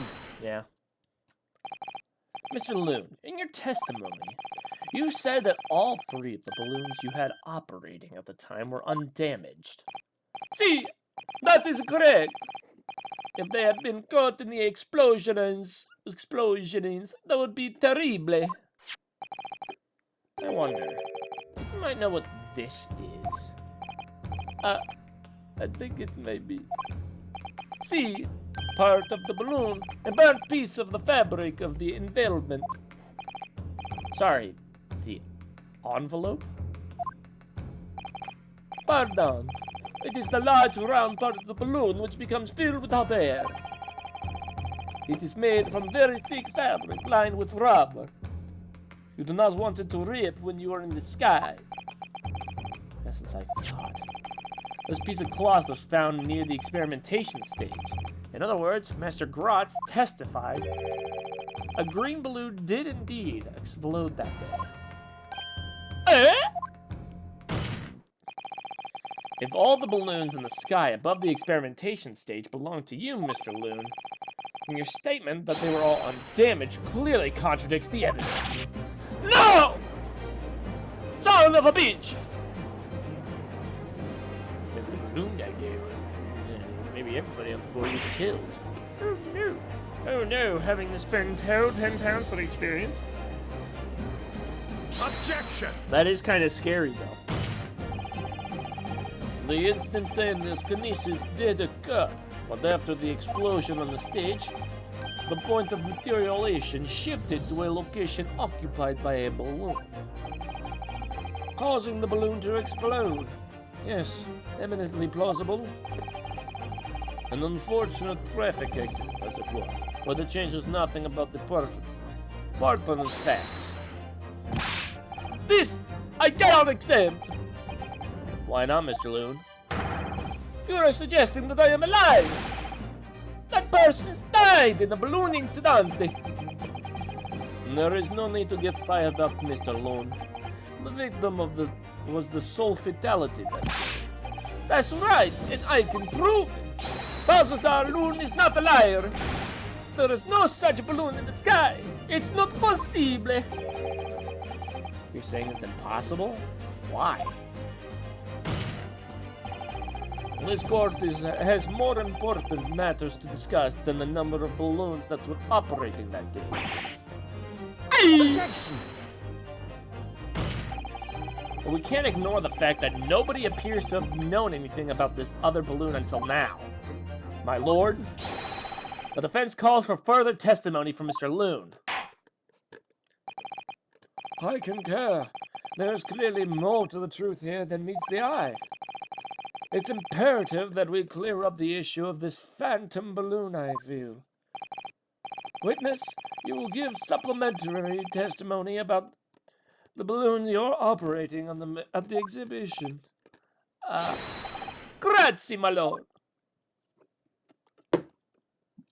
Americano. As I said, Balthazar Loon is no liar. Every balloon I had in the sky landed safely. All 3 of my balloons were carrying passengers. If they fell to the ground in an explosion, what a catastrophe! But you can't get away from the fact that a burn-up built cloth was found in the same, can you? The coppers at the yard reckon it was probably some debris thrown from the explosion on the stage. This stupid Ragazzo is mistaken. My balloons have the red and blue zigzag stripes anyway. So it's not your balloon? So your assertion is that the balloon this child saw was not one belonging to you? Si, exactamente. If he even saw a balloon in the first place, I do not like the sound of it. It is very bad for business. I have a good mind to sue the land of Bohemia. If you attack us, we will fight back. It revolt. All out for! That's a coin. I am very rich. What happened to all-out war? Mr. Loon certainly doesn't appear to be lying, but that doesn't change the fact that the testimony and evidence are contradictory here. If the defense is unable to find fault with the witnesses' testimonies, the court must consider them the truth. Think long and hard about that, my learned friend. The situation is clearly changed now. I have to get to the bottom of what happened here, no matter what it takes. Counsel, you may now go do your thing. Yes! Alright.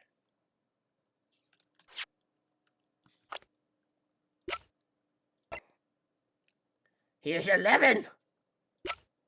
And she's 10. Are they on the other same age?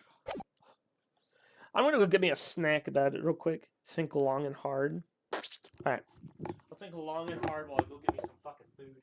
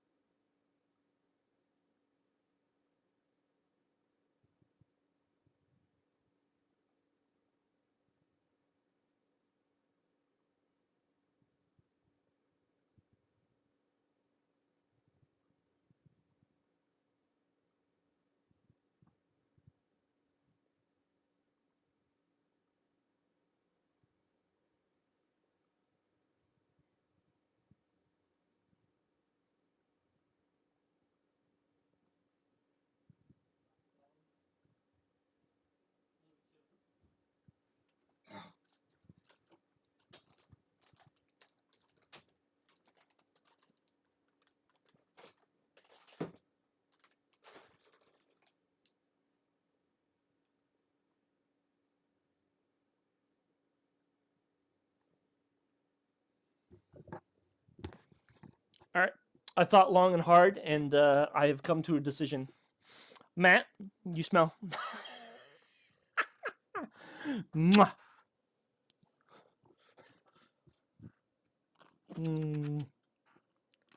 Kitty, what are you doing? Quit sniffing at my cheeks.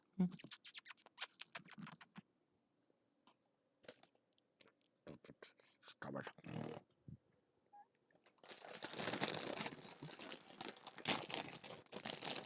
Oh. All right.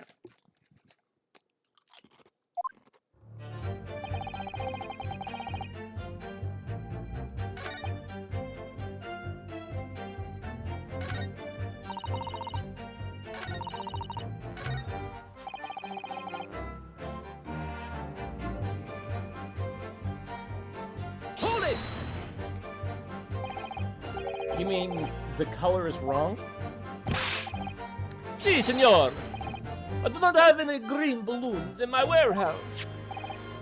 And yet, a piece of green cloth was found at the scene, and it's unmistakably from a balloon. Well, I do not know about how that could be. For the sake of argument, let's say that the green balloon did explode above the stage. You couldn't therefore conclude that what had happened on the day in question. Why not? There have been recreational balloons flights over Hyde Park operating from before the Great Exhibition.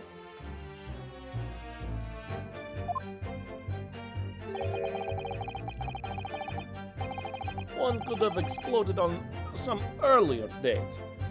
Unfortunate as I'm sure you agree.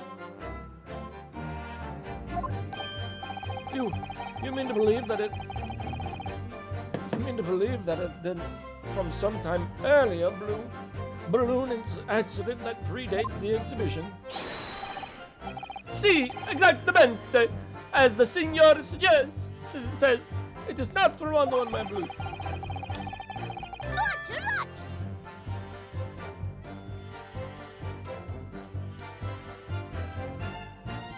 Clearly, this ragazzo from Bohemia is mistaken about what he saw. Excuse me. Is something wrong, Master Gott? It's Master Wilhelm Godric Sigismund Ormstein! It was on the tip of my tongue. Yeah, something is very wrong. I know what I saw. There was a green balloon there. I swear it. I swear all over Bohemia. You can speak as much bad language as you like, but it changes nothing. Here's a balloon. Give me a balloon. If you do not have evidence, ragazzo, then I must tell your parents to punish you, eh? Perhaps we'll let the judge decide when it comes to the punishments. Evidence? What is this evidence? To give a simple example, young man. A photograph, for instance. Some tangible proof of what you claim. Well, why didn't you say so sooner? I have the photograph here. Good gracious! What? I had not been up in the balloon for a little while. So I was very excited.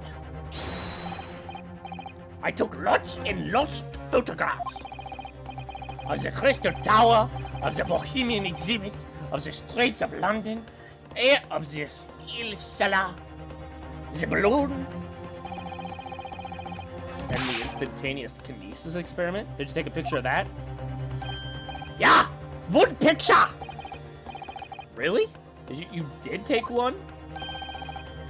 But all I wanted was a ride in the balloon. I was not interested in boring experiments. Never mind that. Can you show us that photograph? Of course, and then you will see. You will see that I am not lying. That I really did see a green balloon.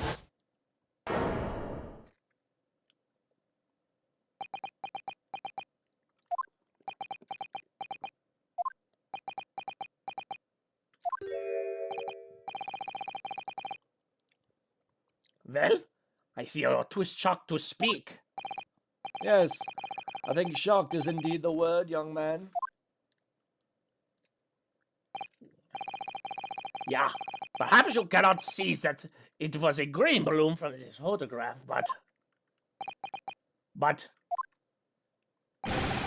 that is not my fault. That is the fault of the stupid person who made the camera. Ah! Is he crying in German? That is one very bohemian sounded cry. Ah! Very well, the court will accept this photograph as evidence. Fucking shit. It's not my fault. It's the fault of the person who made the camera.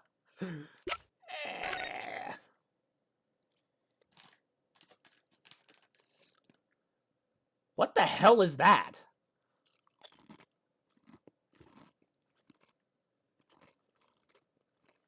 What is this?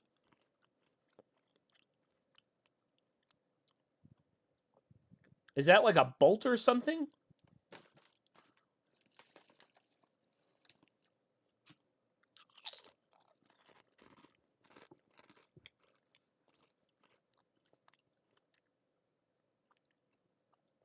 It looks like something was shot from down here and it shot at the balloon.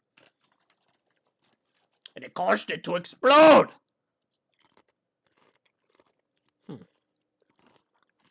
Interesting. Hold on. Let me see if my cat is doing.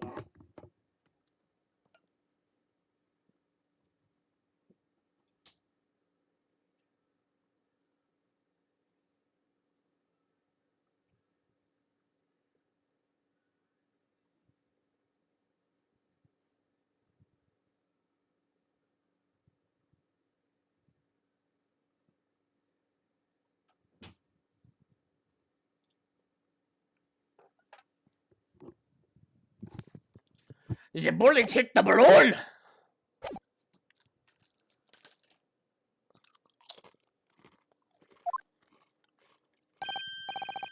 Well, never mind. I'm sure you have plenty of wonderful sepia memories to take home with you.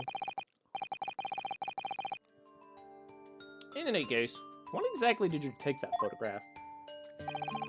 Well, it was on the day of the big explosion.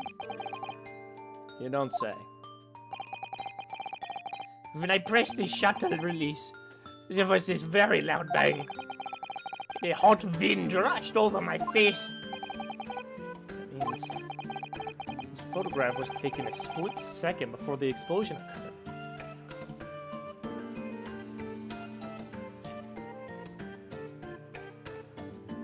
Which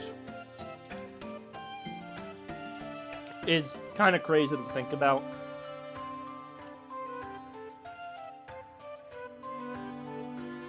You know, it's cool. Well, if you ask me, this black and white photograph changes nothing. I could not kill the flying pig. Lovely language you picked up.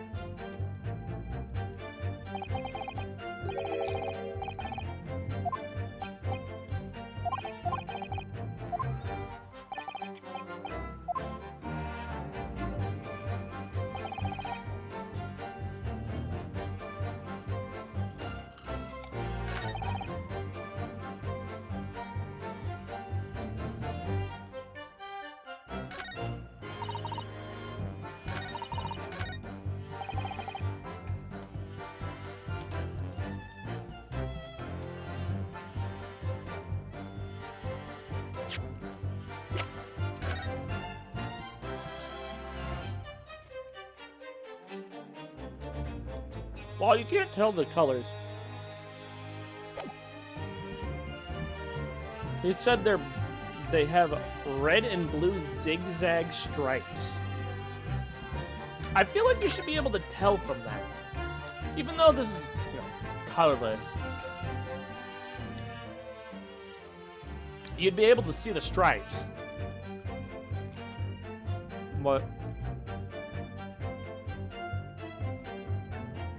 Alright, no stripe.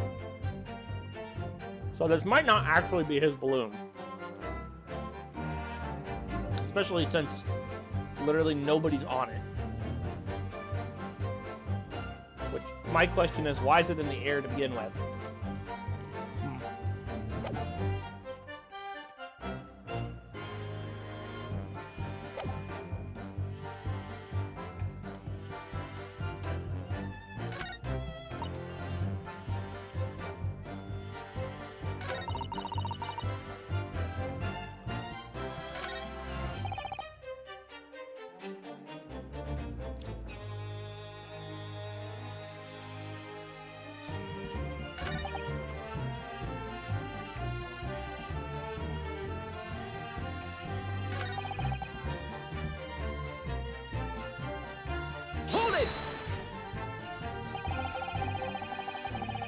It'd be quite a catastrophe if they fell on the ground for any reason, I think.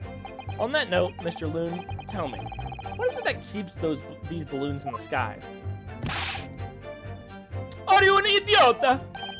Sorry? This is like asking why does a candle burn bright? It burns bright because it burns bright. And the balloon flies because it flies. What else? That's not an explanation. This must be Italian for I don't know.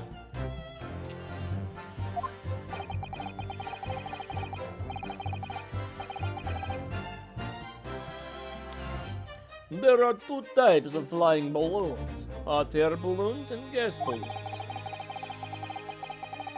Hot air balloons work on the principle of hot air being less dense than cold air, whereas gas balloons derive their lift by using a gas that is lighter than air. See, and my balloons are filled with the magic gas, I believe. Hydrogen. Lighter than air, but highly explosive. Good Lord! I do not permit smoking of the cigarettes in any of my balloons. The magic gas does not like fire. Even a small spark of static electricity could cause the entire balloon to explode. What is the matter of you, senor? All that comes out of your mouth is explosion-y. Explosion-y! I tell you, my balloons are perfectly safe. They have to be, or I cannot eat. None of my balloons exploded that day. I'm completely sure. But if you still say that what happened, you must show me proof.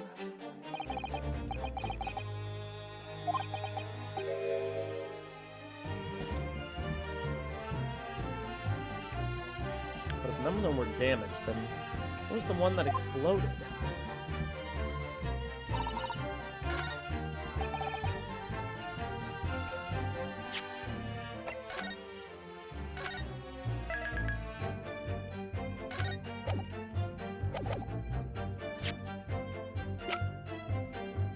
Objection! Unfortunately, the photograph Master Gotch took can't tell us the color of the balloon, but it can tell us something else. Something crucially important. What? It shows that the pictured balloon wasn't carrying any passengers. Ah, my goodness, you're right. But surely all the balloons would have been carrying passengers. There would be no sense in it otherwise. See, they have a pleasure for seeing the view. My balloons only fly with passengers.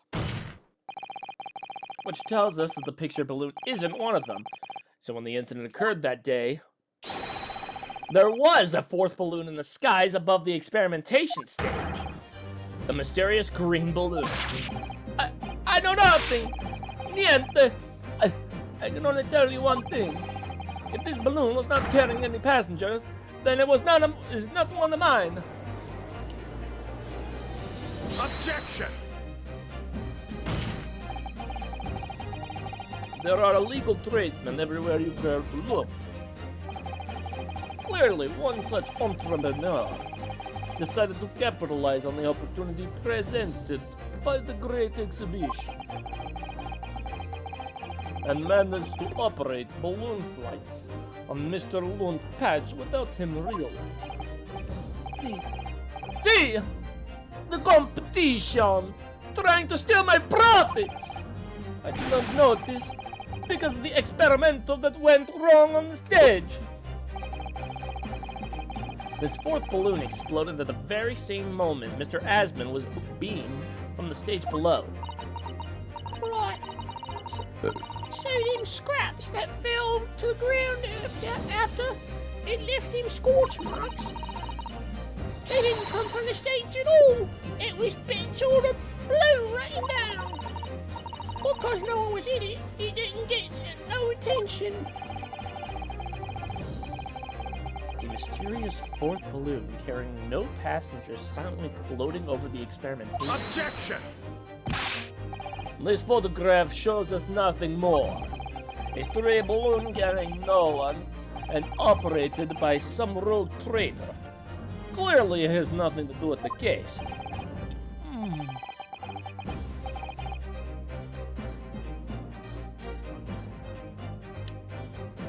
Its relevance does elude me, I must say. The court has seen sufficient evidence and heard ample testimony already. The prosecution calls for this trial to be concluded. Everybody's off in their own world. Really? You really got to the truth yet? No.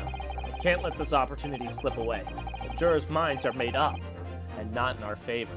Have they? I feel like they have not been paying attention, like, at all.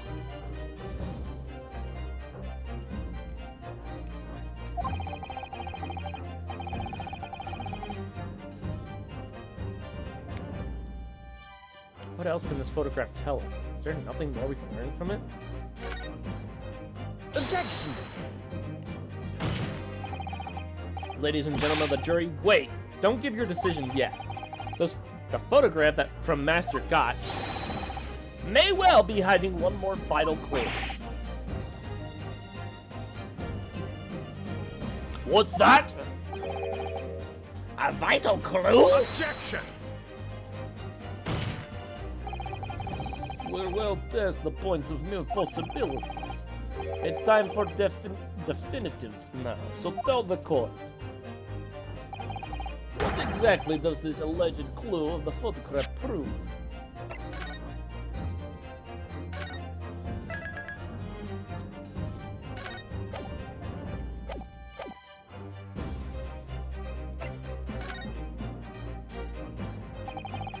We can reasonably assume that the picture balloon was destroyed by the searing heat of the explosion. Yeah, that's right! Yeah! It was not my fault! Evidently, because the birdcage from the kinesis machine materialized in the sky where it had been flying. The balloon had been filled with flammable hydrogen, instantly and explosively ignited. No, that's not what happened. What? It would appear that this photograph requires closer examination. Counsel for the defense, will you highlight the location of the alleged clue in this photograph for the court? Of course, my lord.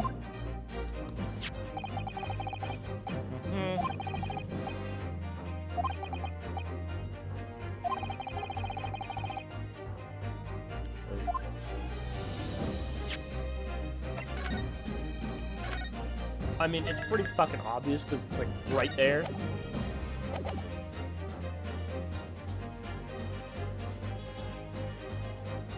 Take that! The timing of this photograph can only be described as miraculous. If you look, you'll notice there's a bright white line that appears to point directly at the balloon. More likely a ray of light caught incidentally on the film.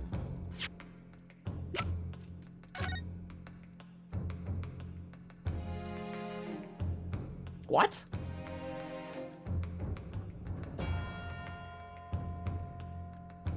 From where?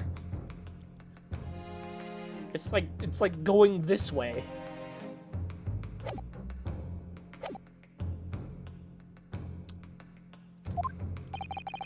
I'm afraid I can see nothing of the sort.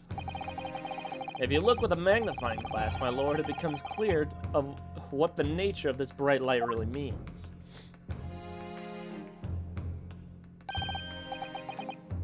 Goodness, what is that?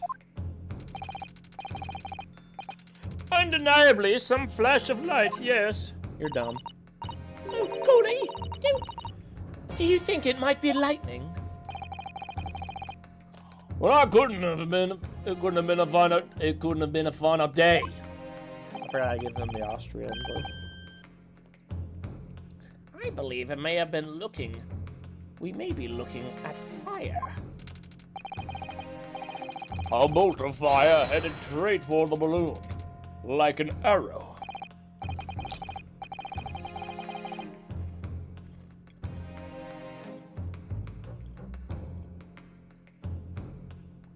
Indeed. Even to my aging eyes, it would appear to be a flame of some sort. My word! Oh, are you suggesting this flame struck the hydrogen gas that filled the balloon? Objection! That's absurd! The balloon would have been 60 feet above the ground at the time. No flame could possibly have reached such a height. Actually, it's my opinion that a particular piece of evidence found at the scene reveals how that is exactly what did happen. What evidence? If such evidence exists, counsel, then for goodness sake, present it, man. Take that! This was found hidden at the foot of a small ornamental tree near the scene. Good lord! Is that a crossbow? An arrow tipped in oil and set alight could have been shot from this weapon. sending a flaming arrow straight into the hydrogen-filled balloon. Are you suggesting that that crossbow was used to deliberately... Blimey, you're right! That streak of light in the video looks just like an arrow, doesn't it? Then, the explosion of the balloon, it was very likely the result of a flaming arrow from this crossbow igniting the hydrogen gas inside. No! Order! Order! Council, this is an extraordinary situation.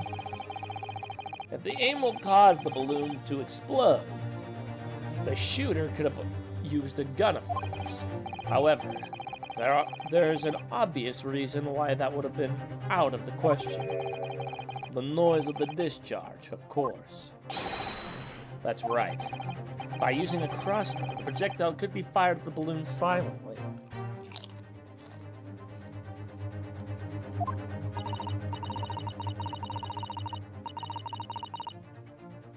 Well, yeah. If someone had shot the gun off in the expedition grounds, whatever grounds, it would have caused a real panic. But with the big explosion, there was a very big panic anyway, no? I don't like this. I should be pleased to have found a plausible new explanation for all this, but something feels wrong. Objection! Do you understand the implications of what you're saying, my Nipponese friend? If a flaming arrow did indeed hit the balloon, then obviously it would have exploded. And if the birdcage appeared from the sky, from the cloud of smoke that ensued. What? Wait a minute. What are you really saying here? I don't get it. Was the birdcage beamed up into the sky after all, or what? My goodness me. Now I understand. That's what that sinking feeling's about. I think there's a good chance that the birdcage was actually concealed inside the balloon all along. What? Did I hear that correctly, Council? There's no going back now. The horse has bolted.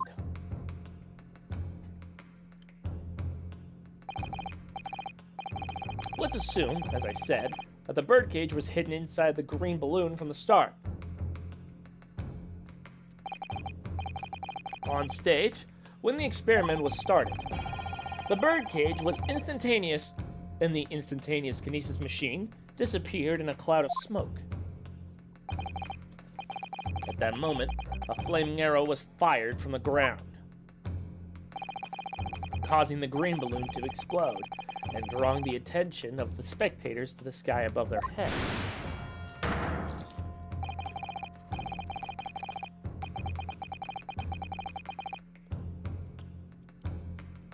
From amid the smoke, the hidden birdcage then appeared, to fall down and crash into the crystal tower. I think you'll all agree it's entirely plausible that what I've just described is the real truth behind the miraculous experiment carried out on that day. Good grief! Objection! This is ludicrous. What you've described is no science experiment. It's child's play. A contemptible display of stage magic. Both Mr. Sholmes and Iris said that the experiment was a scientific impossibility. In which case, this is the only way to explain what had happened that day. And in any case, the victim's body was found inside the birdcage in the crystal tower. If the instantaneous kinesis didn't take place, how do you explain that? If I may put in a word, as a man of magic myself. Wow. You know, I've noticed with some of these cases. We get really lucky that some of the jurors have specific jobs that tie in with the case itself. Before it was the communication lady, and now we got a magician. It's crazy. It's crazy. Such apparent discrepancies can be easily explained by some simple deception. Juror number 3. All that would be needed is a doppelganger. Someone who looked very similar to the victim, Mr. Asman. And having this other man would appear on stage to front the show as a body double. Yes, of course. So, in fact, Mr. Asman must have been inside the bird cage that was concealed inside the balloon right from the start. Objection! That balloon would have been filled with hydrogen gas. Anything hidden inside would have been shattered into 4 winds when they had exploded. No one would have embarked on such a risky venture.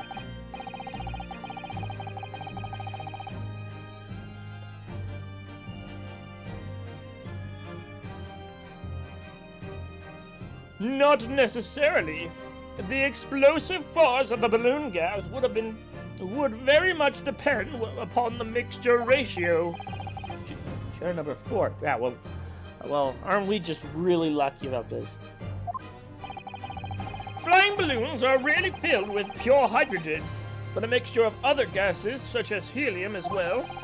Helium on its own doesn't explode, but by controlling the gas mixture ratio, the explosive force can be altered. The mixture ratio?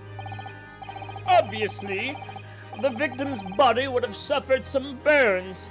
That would be unavoidable. But not to such an extent as to render this whole obscene charade impossible. So everything that happened can be explained, logically and scientifically. The explosion that engulfed the stage at the start of the experiment was no accident.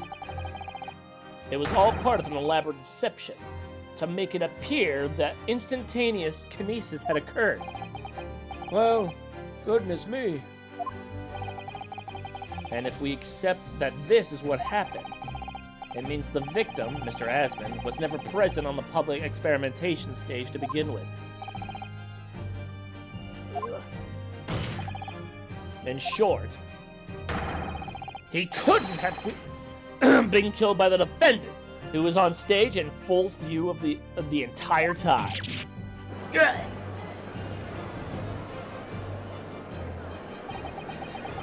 It's been very hard for the prosecution to counter. Lord Van Zykes can't credibly maintain that Professor Hairbrain is a suspect now. Hold it.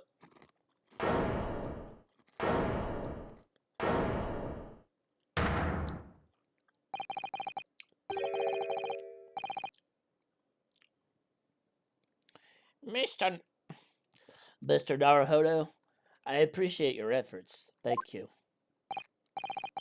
Professor? But you can stop now. Just keep your mouth shut, please. Sorry? What's this all about, Mr. Hairbrain?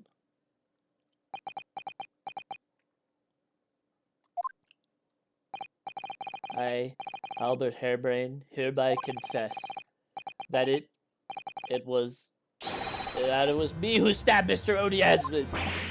Yes, it was me, with my faithful friend and partner, Andrew the Screwdriver. What the fuck is he doing? What are you doing? Order, order, order! Defendant, explain this sudden confession. Professor Hairbrain, what are you talking about? It's what I've said all along. I must protect my hypothesis and my precious machine.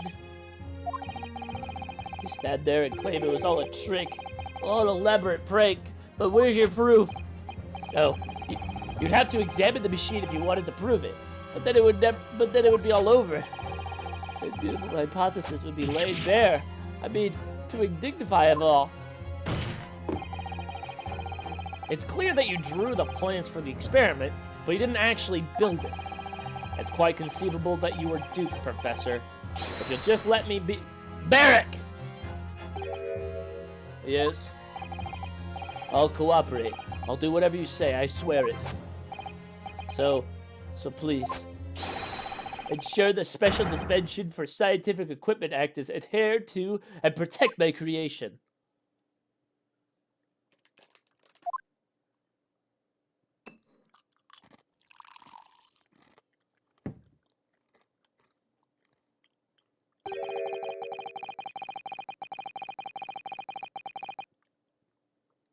Pray, forgive the discourtesy of filling my hollow chalice at this critical juncture. Here's to my learned Nipponese friend, and his upcoming attempt to clarify the defense's position in light of the accused's confession. Do you intend to formally assert that the experiment was nothing more than a conjuring trick? Because the moment you do, the Special Dispensation for Scientific Equipment Act that protects the professor's invention will cease to apply. The prosecution will then demand a rigorous examination of the machinery involved in order to establish the truth. However, if you acknowledge that the machine is genuine and instrumental to the victim's murder, any chance of investigating will be crushed, and the confidentiality of the professor's hypothesis preserved. Well, counsel, what is the defense's official position on the matter? But that doesn't make any sense. Wasn't the whole point of us proving that it wasn't a murder so that the act wouldn't fucking be null and void? But if he proves that he is the murderer, they're just gonna strip it anyways. It doesn't make any sense. That was literally the whole point of this fucking trial. Actually asked me was to prove that the explosion on stage was an accident and to protect the secrecy of his hypothesis. But there's no way to do that without implying the professor's guilt. Do I protect my client's life by asserting his innocence, or do I uphold my client's request and see him condemned? Either way, I can't avoid betraying his trust. You've been silent long enough. Isn't talking your trade, my learned friend? Or has all knowledge of English escaped your confused Nipponese mind? Mr. Naruhodo, there's no escaping here. I have to make a choice. But it's an impossible one. I have to give up on something, but what? The defense asserts that the defendant's instantaneous kinesis machine was...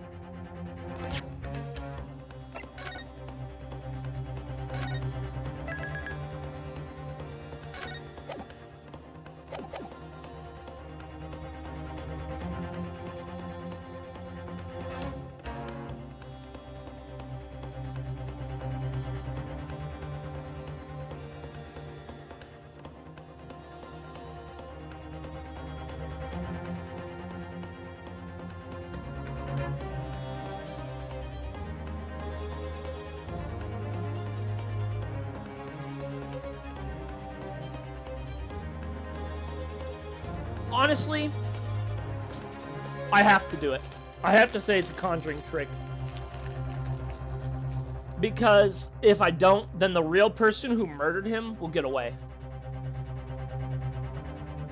I'm not doing him any favors. I'm doing the murderer favors. So I have to. I'm sorry, dude, but you're stupid as shit. Your fucking theory was dumb as shit anyways. So, yeah.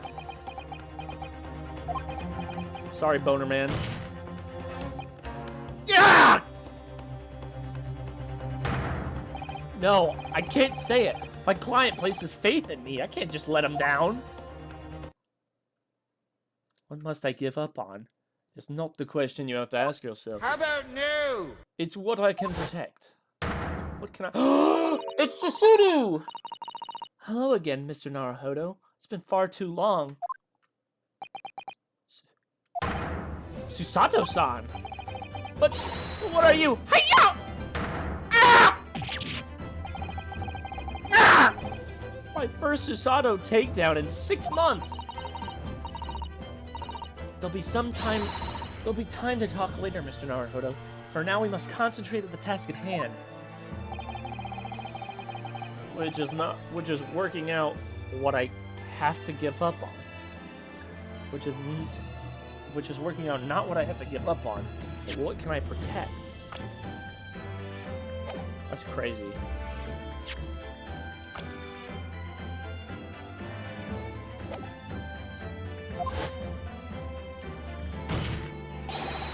Professor Hairbrain. Yes? Yesterday you told me that science is the pursuit of the truth. Well, my job is to pursue the truth too. Yes, of course. And personally, I believe that you didn't stab Mr. Asmund. I think you've come to realize something yourself too, haven't you? That your experiment and the machine you built with the victim are questionable. The truth behind that is what we both pursue now. Ah!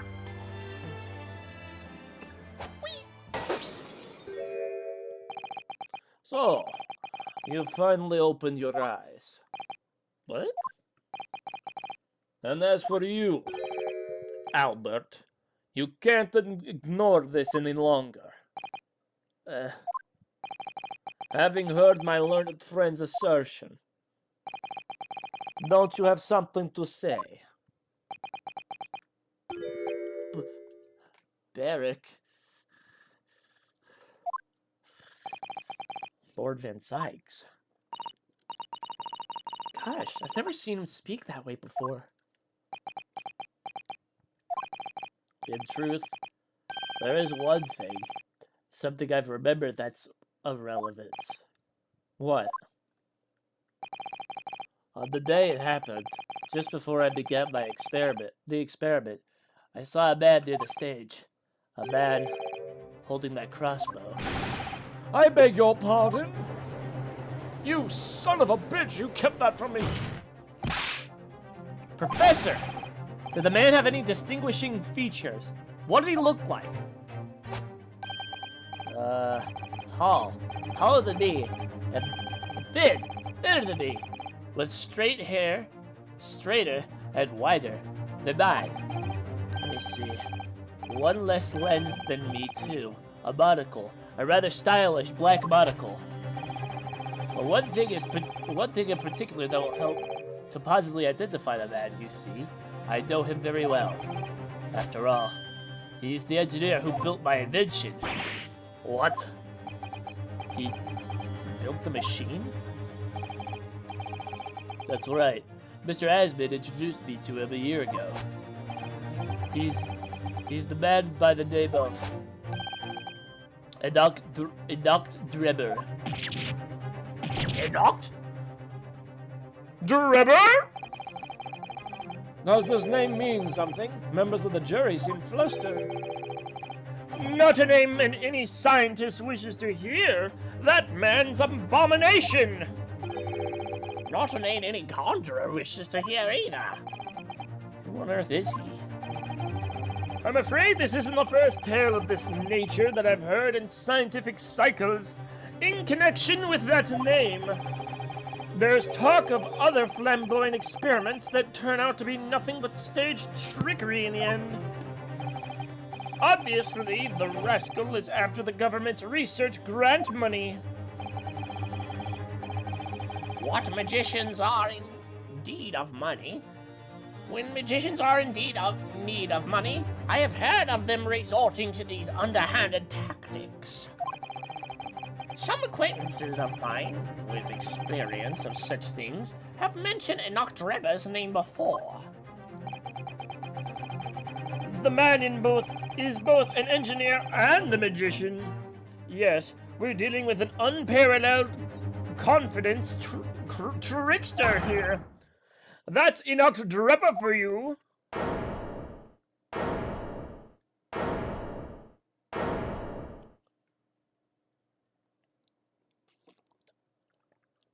Damn. I bet that magician can summon birds. Shut the fuck up. He probably could, actually. So it's true then. My invention, my great machine, it was just a grand illusion? Considering what we just heard from Mr. Drebber's character, I'm sorry to say that it sounds increasingly likely. Even though shut up. Even though no one else believed it, I wanted to. I wanted to believe that the machine would function exactly as my hypothesis predicted. Which is why you were so opposed to it being investigated, I presume. I knew that if the machine was examined in detail, its construction would give away my hypothesis. Obviously, I didn't want that to happen, but at the same time, I knew that if it was found to be nothing more than a trick, than a work of deception, and everything I worked towards, all my research, all my dreams, my whole life would be over. I was terrified at that prospect. So you really had no idea then, did you? About the true nature of the machine that was built, and the true nature of Mr. Drebber. I never questioned anything. I didn't want to question it. It's entirely possible that Mr. Hessman and Mr. Drebber were working together to use you as a means of fraudulently acquiring the research grant money.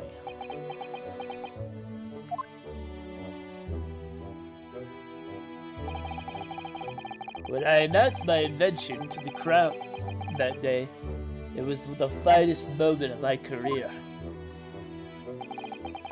I pulled all the levers and turned all the dials in exactly the way Drebber had described. When the smoke suddenly started billowing out, I panicked. I didn't know what was happening.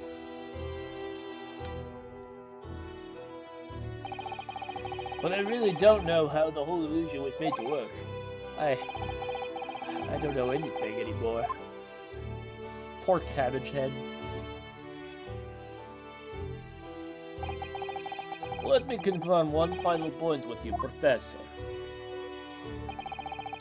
Do you now consent to the prosecution submitting the necessary paperwork to release your invention from the protection afforded by the Special Suspension for Scientific Equipment Act? Yes, please go ahead. I'm very sorry.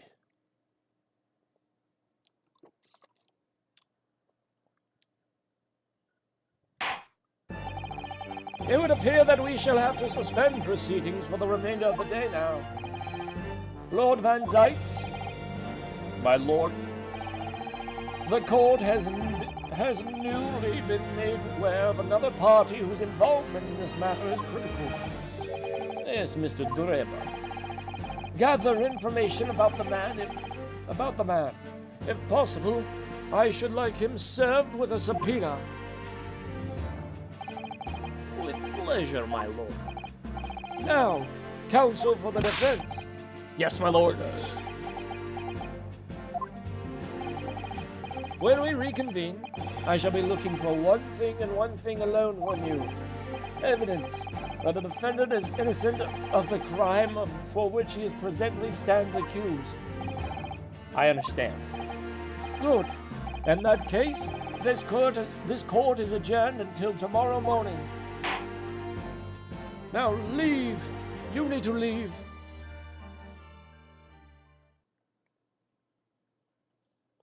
You need to leave.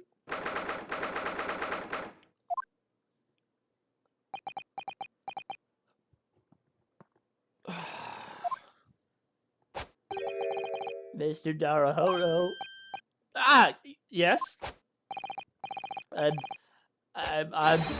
I'm so sorry. I was wrong. You were right. I tricked you. You trusted me. I dragged you into my mess. How did it come to them? I'm so sorry! Did you really have no idea, Professor? About what Mr. Trevor was really up to, I mean? About what he was really constructing? Naturally. That machine was the embodiment of my hypothesis, of all my hopes and dreams. I had complete faith in it. Alright, in that case, I won't say any more. Now, sadly, the murder accusation against you still stands. So, we must do as much investigation as we can before the trial resumes tomorrow.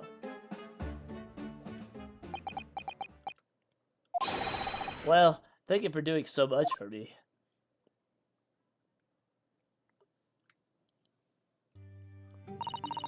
I'm so sorry for arriving late this morning, Mr. Naruhodo. Arriving late? Didn't you receive my postcard? I wanted to let you know when I'd arrived. Postcard? What postcard? Shit. I hid it from you, Bruno, so it would be a surprise. Well, did it work? I was surprised, alright. Especially when she threw me to the ground. Oh dear, I'm so sorry. I was just so happy to see you again that it sort of slipped out. You assaulting me? It's pretty cool. Maybe we could stick to more traditional displays of emotion in the future. Susie's train was late into London Victoria this morning, you see. Well, we made the coachman really whip the horses hard so she didn't miss the whole trial. I was watching from the gallery for a while, but in the end, I'm afraid I couldn't contain myself. Well, I'm glad you didn't. Oh, Having you at my side in court gives me the strength I need to win. So, I'm, delighted to see you back in London. oh, you're too kind, Mr. Naruhodo. I'm delighted to be here. I hope I can continue to be of service to you. Of course. So, what brought you back? Did Professor Mikotoba not protest?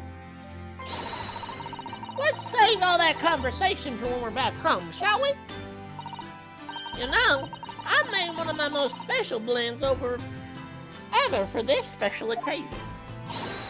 Oh, Iris, how wonderful! I can't wait.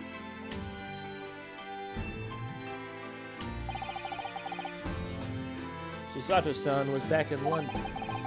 It's hard to describe how happy that made me feel at the time, but despite my elation, our tale was about to take another extraordinary turn.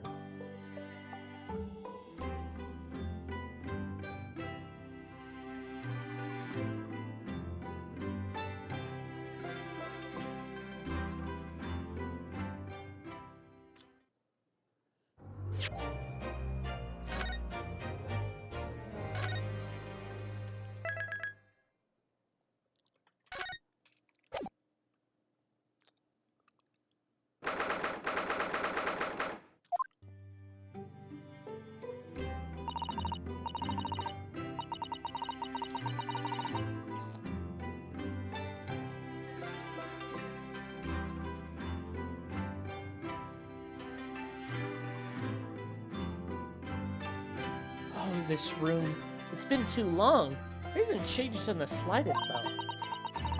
And it's been some 6 months, hasn't it? That's a long time for things to stay so familiar. I didn't know when you might return, and I wanted everything to be as you left it. But it had been some 6 months. It's true. So was your father alright, Susie? What happened? My father? Yes, Professor Mikotoba. Mikotoba. I mean, it was half a year ago, but that's why you went to Japan. Because of the telegram you received, you'd fallen ill with a very high fever for some unknown reason. That's right. So I was surprised to learn that you'd be coming back so soon. Surprised, but happy. I think I wrote about it in my letter to you. That it was all a trick. My father is in fine health, and I'm obviously very relieved about that. Well, we're all delighted to have you back. It was quite by accident that I've been able to return to Europe, actually.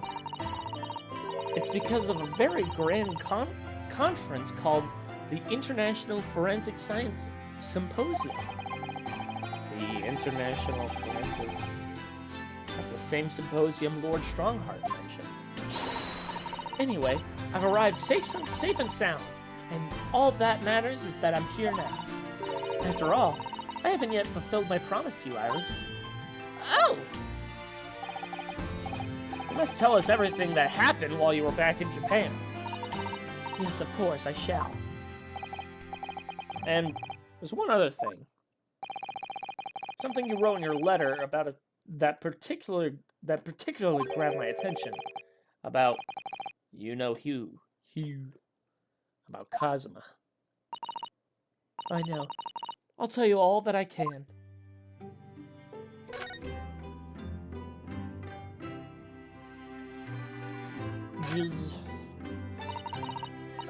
When I first arrived back in Japan, I really thought I'd never be allowed to return to Britain.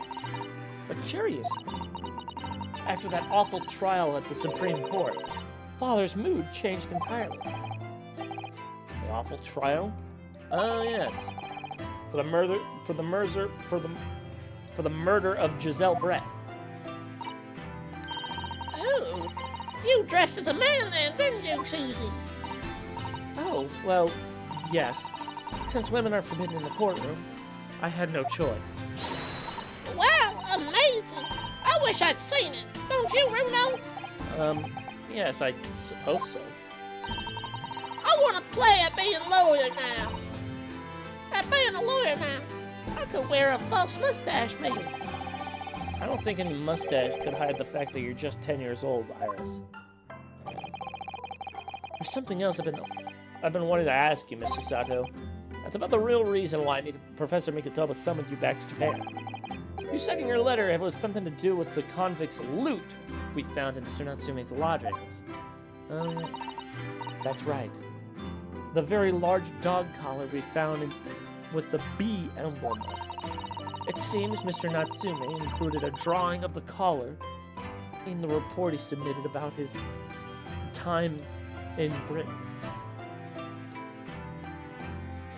Oh, wait, I just realized the bee on the dog collar, now that they mention it, it probably means Baskerville. So it's talking about the Hound of Baskerville, which is the case Hairlock didn't want, to talk about. That explains why he was so... okay.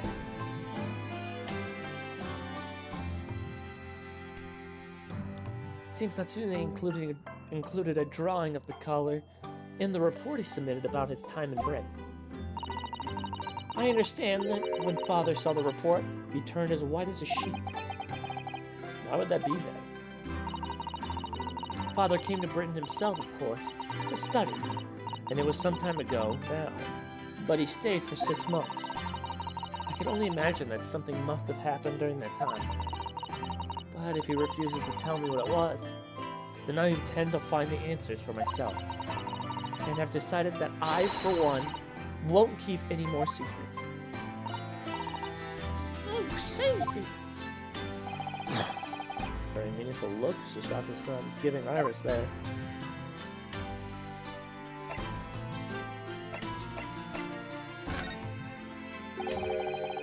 Giselle Brett.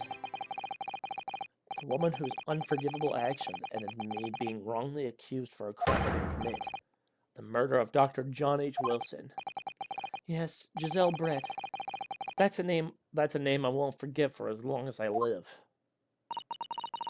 The extraordinary thing is, though, it seems it's a name we should all forget. Sorry? Since the incident, our government's intelligence services have been investigating Miss Brett. But it turns out that an English woman by the name of Giselle Brett didn't actually exist. What?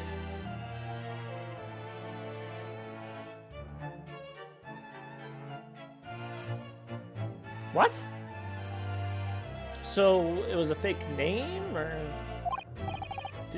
didn't exist? But how can that be? It was a pseudonym. Her real name is Shin. And she wasn't a visiting student either. That was a front. Her name is Shin? Is she Japanese then? Is she Stinky Knees? Front? Who on earth was she then? Miss A. Shin. Her name is literally all our intelligence services have been able to ascertain about her. A. Shin? What the fuck? Okay. Her name is A. Shin. What's the A stand for? Nobody knows why or even how she came to be in Japan. It's a complete mystery. But that makes no sense! It's no easy task to be accepted as a foreign student anywhere. What could the woman have been up to? I'm afraid I don't really know. I really don't know. The only thing we can be sure of is that she had some business in our country that we don't yet understand. And now she's been killed, while all the questions surrounding her existence remain unanswered. I'm afraid so. A. Shin. Who on earth was she? And why do I feel as though I've heard that name before somewhere? Obviously not something we've done, because I don't fucking know.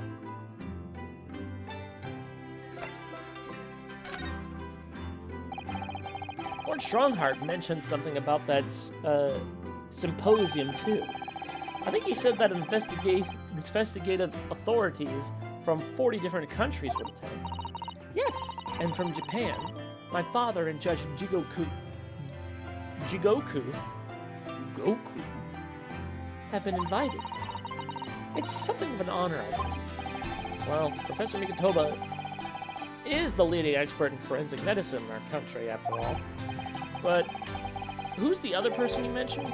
A judge, did you say? Yes, His Excellency, Judge Seishiro Jigoku. You've met him, Mr. Naruhodo, last year in the Supreme Court. You can't possibly have forgotten. That terrible trial of yours, when you were accused of murder? Oh, yes. I try to think of that as a positive turning point in my life these days. Well, it was Judge Jigoku who's presided over that trial.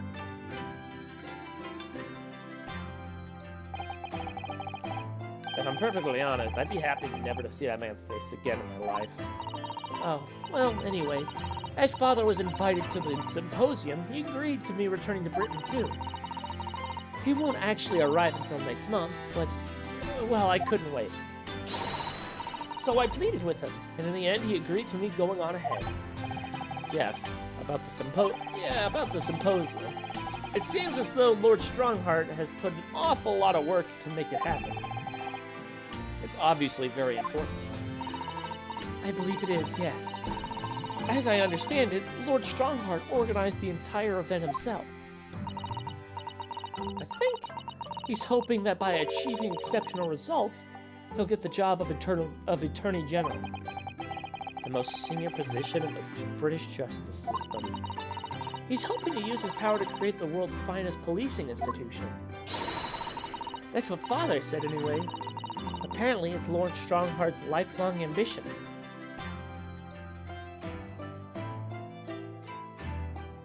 Uh-huh. Does Professor Mikotoba know Lord Strongheart personally, then, I wonder? Actually, Lord Strongheart gave me a long speech all about this very subject only yesterday. But I sort of lost the will to live early on. I didn't really listen much of it.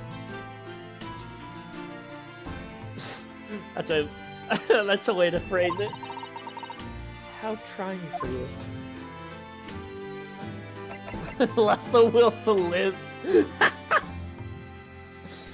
Oh, it'll make me go ha ha hoo hoo. Kazuma! After my friend Ray's trial, The reporter who actually killed Miss Brett said something very strange. I know the truth. I know you had a hand in what went on. In that visiting student's fate. Nobody here in Japan knows anything about it. They don't know that the guy never made it to England. That he died on that steamship. And that he'll never... Obviously, I couldn't ask him to elaborate at the time. But later, I visited the man in his prison cell and asked him what he was going to say about Kazuma-sama. And what'd you learn?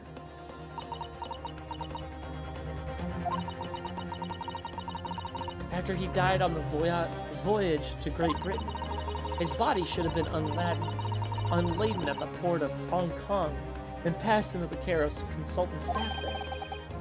Should have been? Well, it turns out that his body never arrived. It just disappeared. What?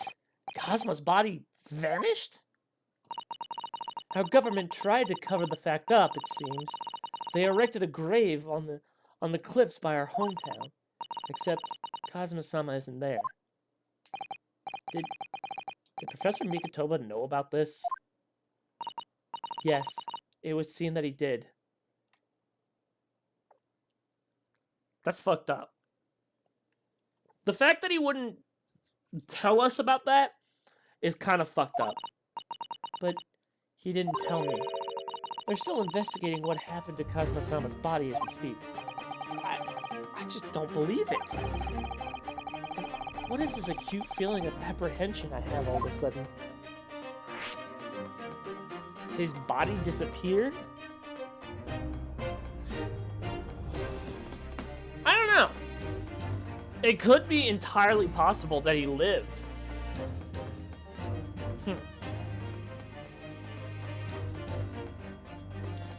So maybe my theory of him being the masked man of the prosecutor dude could have some merit. Maybe. Sort of.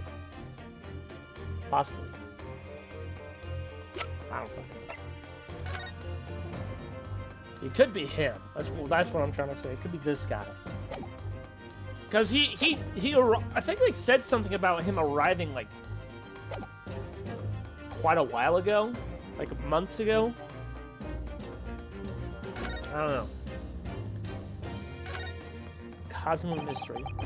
Thinking back now, some things that happened on the SS Puria were definitely strange. There was. I mean, after he died, we never saw his body again, did we? That's true. Could it be? Could it be that he's actually still alive? Stop it, Mr. Naruhodo. That's too much to bear. I'm sorry, I didn't mean to. Just thinking about the possibility pains me so very much. Cast your mind back for a moment, Mr. Naruhodo. When Kazuma-sama was discovered, Mr. Sholmes was there, wasn't he? And he definitely examined the body. I remembered it clearly.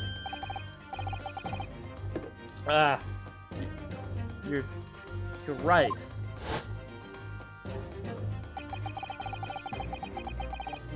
So if Kazuma hadn't actually been dead at all, it would mean that Mr. Sholmes had lied to us. But there's no reason why he would possibly have done such a thing. I suppose that's true, yes. The idea he might still be alive somewhere. It wants to fill me with hope, but I can't let it. Because if it turned out not to be true, then I'd be back at the bottom of that awful pit of despair again. I'm terrified of what that might do to me. Oh, Mrs. Sato. I know she's given the idea the thought it deserves.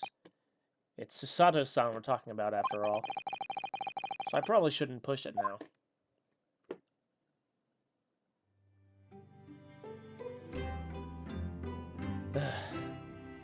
Alright.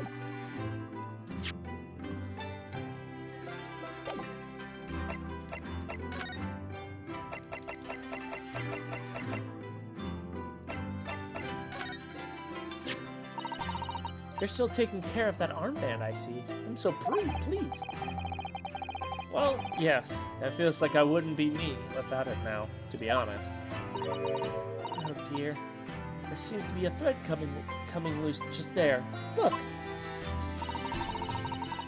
I'd be only too happy to mend it for you, Mr. Naruhodo. Oh, thank you. I must have scraped it against something again. I'm always doing that. Then take better care of it, please. It was all going so well until I ruined it.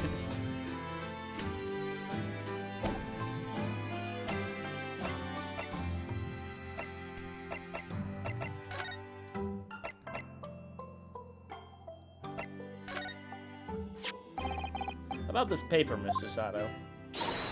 Yes! It's all about the great exhibition. I've been dreaming about it, you know. I was sorry that you were going to miss it. I was sorry that you were going to miss it when you were called back in Japan. So was I. I felt desperately unlucky. But here I am, back in London while it's underway. It's like a dream come true. Perhaps you're not as unlucky as you thought then. Once we've helped Professor Harebrain out of this terrible situation, we should all explore together. And of course, we must invite the Professor's good friend, Lord Van Zykes, as well. Your luck might not stretch that far.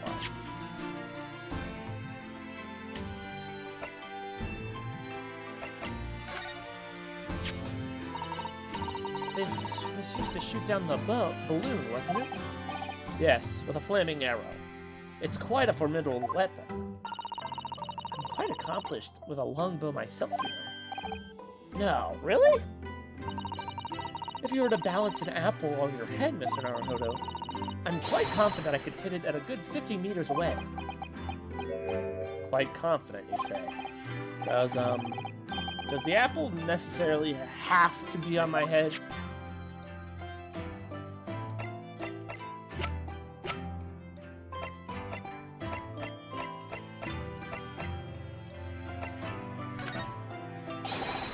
Mrs. Sato, do you see this?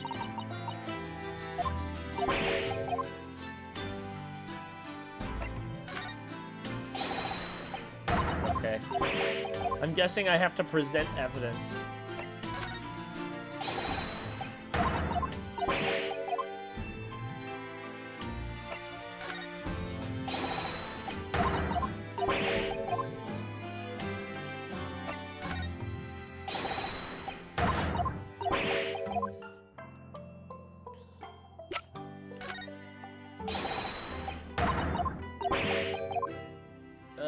What am I missing? I've done this, and I've done this. And I've checked the rest of the evidence, and it doesn't do anything. I can't move. There's nothing left to talk about. So I guess the best I could do is, like, examine and then see, oh, okay, that'll do it. It must be about a year ago now. I wrote a really long story based on some of my father's old notes. It's about one of Hurley's greatest exploits. I called it The Hound of the Baskervilles. But then Mr. Sholmes forbade you from publishing it, and put the manuscript somewhere nobody could get their hands on it. So nobody knows about it, apart from Hurley and I. But for some reason, you knew the title of it, didn't you, Susie? Oh, it sounds so exciting, The Hound of Baskervilles. I'd love to read it. And you wouldn't tell me. How do you come to know it? Yes, but I made you a promise that I would explain one day, didn't I? I think it's time. Oh! I'm only sorry that I had to keep it from you so long, Iris.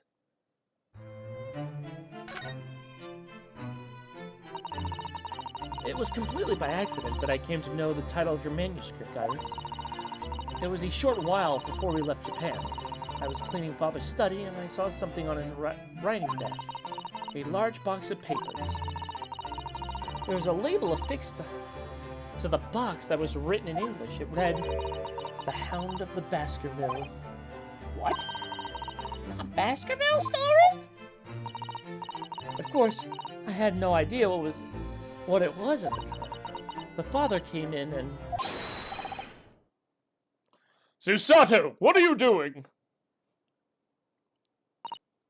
Oh, Father. Did you look at those papers? No, I simply read the label, that's all. Well, put it out of your mind. Sorry? Forget that you ever saw it, and certainly don't tell anybody else about this. Do you understand?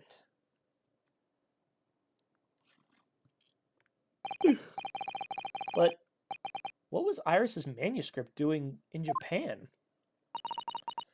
I have no idea. But when I heard Iris mention the word Baskerville, that day, the title just slipped out. I would never have guessed that it was an unpublished account of one of Mr. Shum's exploits.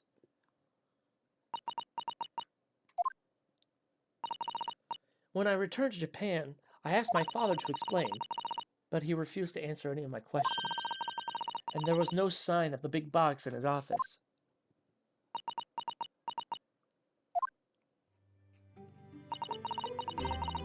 That's really all I know about it. I have no doubt that Father has a very good reason for being so secretive about it, but still, I made up my mind to explain myself to both of you.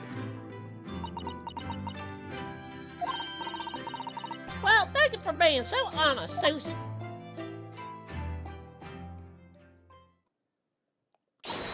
So, Mr. Naruhodo, I'm ready to start investigating if you are. I've committed every detail about the case to memory. And Iris told me about the disturbing happenings at the Waxwork Museum as well. So you're fully abreast of the situation already, Mrs. Sato. I'd expect nothing less, to be honest. I would think our first port to call should be to investigate this Mr. Drebber, the engineer responsible for building the elaborate machine that was used to effect this extraordinary trick.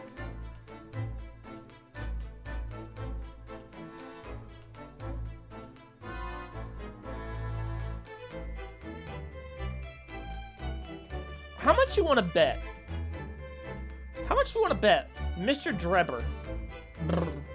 How much you want to bet Mr. Drebber was the one that stole the wax thing?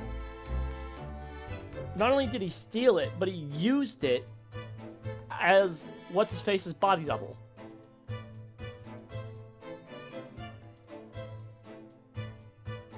Maybe. That's my game theory, at least. I don't know. Wait, oh, did I not read that? The engineer responsible for building the elaborate machine that was used to effect this extraordinary trick. Yes, a conjurer of sorts, by the accounts of it. Well known in the fields of science and magic. Then, we need to go and arrest him. Well, yes. He must know the truth behind the case, so I agree we really do need to find the man. It sounds like it's a case of tracking someone down. Which is a job for the police, or a great detective. Are you supposed to guess who she might be thinking of? We don't have much time, so we need to get started straight away, I think. Good idea. Well, best of luck then.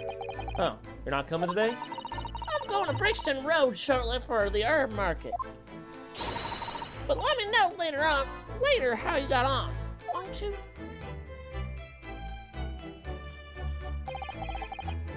That was a little abrupt.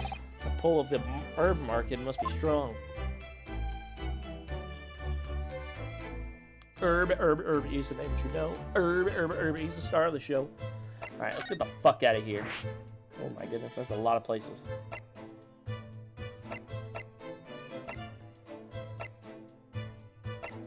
Where am I supposed to go? I guess we can go to Madame Tussauds. See Hurley Brewer.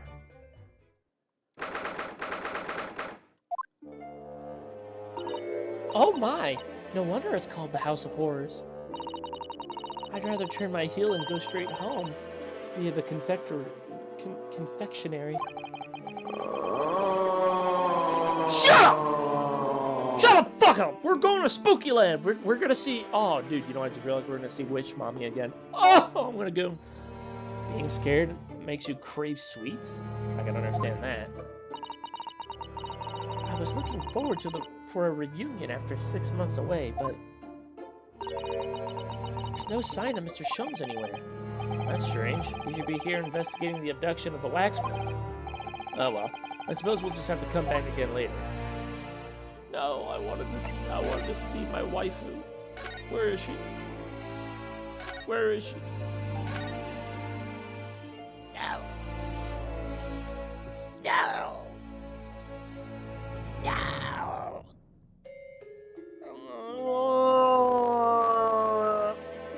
Did you win yet? No. Damn it. Alright, well, Witch Mommy's not here, so we're just gonna have to move somewhere else. How about the experimentation stage?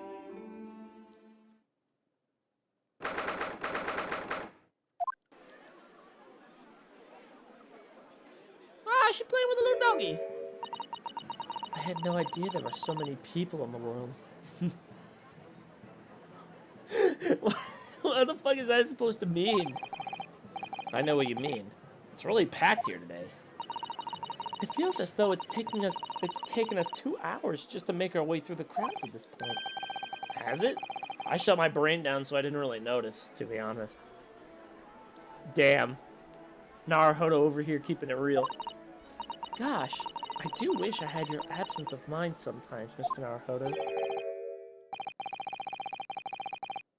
There you are. I had a feeling you would show your mugs before long. Before long? Hey, it was you! Oh, Inspector Gregson. I see you're hard at work as usual. Warm greetings to you. I do hope you've been keeping well since last we met. What's with all this ceremony? We just saw each other in court this morning. Not you, Sunshine. The gentlewoman so royally at your side. Oh! Why, thank you, Inspector. How good of you to notice. He might be a bit rough around the edges, but he's still a proper English gentleman at heart, I suppose. As you probably guessed, we were hoping to investigate the scene some more. Right, well, that's the young trainee's domain. Oi! Get over here, Gina! She's playing with a fucking dog. She's having a good time over there. She seems to be busy playing with a puppy. Probably giving it a traditional East End training. Gina? She's a police officer now? Amazing, isn't it? She's a good kid, actually. Heart's in the right place, anyway. She's got the detection bug, if you ask me. Yep, I think she'll follow in my footsteps nicely. What do you mean? I'm being transferred. It's time for me to toodaloo to London. Oh, no, really? That's a bit sudden, isn't it? I had no idea. Where are you going to be posted, then? We'll come see how you're getting along. Not likely, but you're welcome to try. If you don't mind a trip to France, that is. Oh, shit, he's going to French? To France? I'll be working in police... Fucking shit! I'll be working in the Paris Police Prefecture. Should be straight up my alley. But France, that's an entirely different country. I understand. Why are you being sent there? Why would you be sent there? That's the way the adult world works, Sunshine. Now don't go poking our nose in where...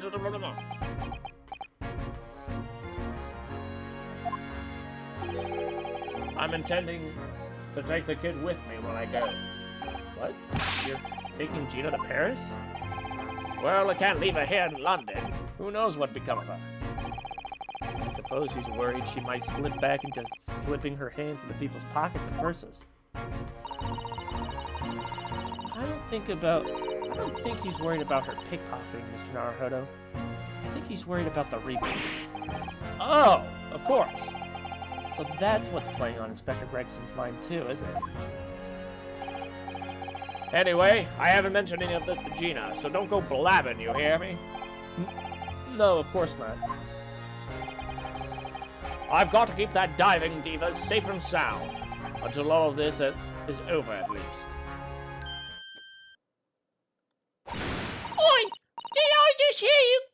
Did you just call me a bloomin' diving diva again? So you heard that, did you? Right, well, any questions about the scene, you can put them on to my capable detective diva here. Alright, you heard the boss. Inspector Lestrange's in charge here now. I suppose I'd better keep my word and not mention anything about Paris. So, Gina, you've got a new dog, have you? Oh, Isn't he great? Toby's his name. he's adorable. Oh, how delightful. He's absolutely adorable. Yes, the dog does seem lovely. But it's not so lovely Inspector Gregson that's playing on my mind, to be honest.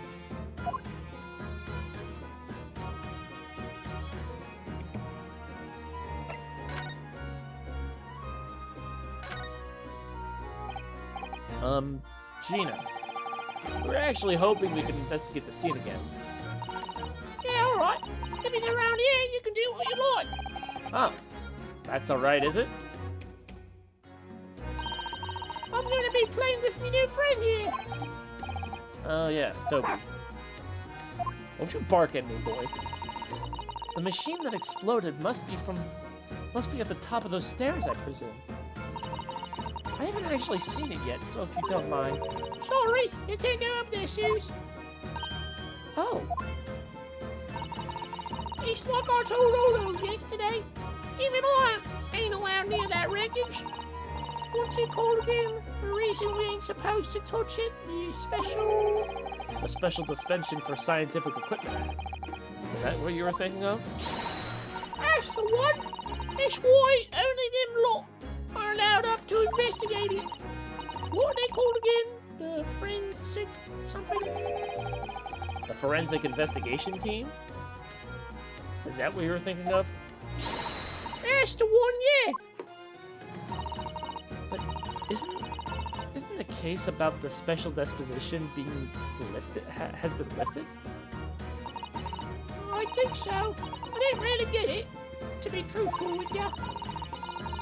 You're still supposed to get permission from some bigwig or other as far as I know. What was his name again? Lorne Strange something? I'm not so sure. I'm not sure that's quite right, Gina. I think you mean Lord Strongheart, perhaps? Yeah, that's the one, yeah. Apparently he's always watching the time or something. So without Lord Strongheart's express permission, we can't investigate the stage. Fantastic. It was great. Oh, it was great, wasn't it? I had a right laugh. It was a new one on me, that. You know, being in court and not spending the whole time worrying I'm about to be found out. You did keep an awful lot of secrets in all your previous court appearances, didn't you? Yeah, and Odo's made things hard for me. Every single time and all. Just doing my job, Gina. But watching someone else get in the neck is a lot of fun, actually. It was amazing when you showed that dodgy professor's dodgy experiment was a total fix. That dodgy professor, as you put it, Gina, is Mr. Naruhodo's client. Yes, I'm starting to wish he wasn't, though. It's the boss I feel sorry for. Sent off to do the impossible. What do you mean? He's supposed to arrest the other cop, ain't he? Any time for tomorrow's and all. You know, the naughty engineer. What's his name again? Mr. Drebber, you mean? Enocht Drebber? That's the one, yeah. So the police are looking for this mysterious man with a black monocle. I guess they would be. He's putting too much on the boss, if you ask me. He says he's giving him a gut ache. Oh dear. But I do wonder if that isn't actually from all the fried food.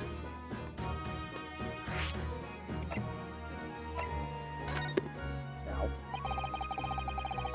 So Scotland Yard are trying to track down Mr. Enoch Drebber. I wonder if they've had any luck. He's really funny looking. Got 2 eyes what don't match. Stole a glimpse of a picture of him earlier. I mean, I didn't actually pinch it or nothing. The old devil's got it. Sorry, who? You know, a scowling raper who's got always glugging down glasses of that blood-red punk. Ah, Lord Van Zandt. She can't say a single fucking name right. He's always had it in for me, that cock. Been there once, he's always scowling about mine. Probably would have been a pretty good boss as it goes. She'd rather be the Reaper's apprentice than a detective's trainee. The way I see it, if the choice is between a chip-guzzling detective and a chalice-glugging demigod, you're equally badly off with both. I suppose you're right. I hadn't thought of it like that. Had we put that one to bed. Anyway, the point is, everyone at the yard's are dead set on finding that fishy engineer. But there doesn't seem to be any clues to go on, so they're stuck. There's nothing that can lead us to Drebber at all. Where did you find that little mutt then, Gina? Fuck. Oi! Don't be so flaming rude, Odo! Slight overreaction, don't you think? He ain't no mutt, alright? Toby's... How'd they put it? Oh yeah! A bona fide detective! Sorry? I've given a proper title and everything. It's Chief Inspector Toby to you. More senior than Inspector Gregson, is he? Ooh. So he's a police dog, is he? The police recruit dogs now? I've heard that they've already been used officially in Germany as part of their city policing. They're used for chasing criminals and such like. They have a wonderful sense of smell, after all. I have a fairly good sense of smell myself, as it happens. I can tell undergarments that have been freshly laundered from undergarments that haven't. Ha! That's nothing compared to this little fella, Otto. Oh, really? According to what the boss said, once Toby here's got a good whiff in your drawers, he could chase that saint to the other side of the world. What? To the other side of the world? You mean he could swim? Mr. Naruhodo, I think you may have missed the point by rather a wide margin. I just can't believe this little dog is such an incredible skill. That's such an incredible skill. I'm telling you, Otto, there's going to be more and more dogs doing their bit for the police in future. Yes, I agree. Right, one of these days, they'll be barking orders in our slot, not the other way around. Oh dear. Sorry, Gina, I don't think I agree with your vision quite that much. Well, anyway, what have you got about that? Toby is Britain's first police dog. I found him on the East End the other day. Someone had just checked him out in the street. There you go. There you go. I knew she'd lifted him somewhere. Oh, Gina, you're such a kind-hearted soul, aren't you? To children and to animals.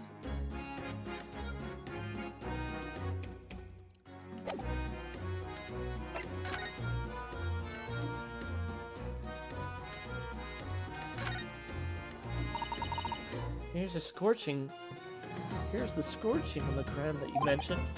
Yes, and there's what's left of the green balloon's envelope.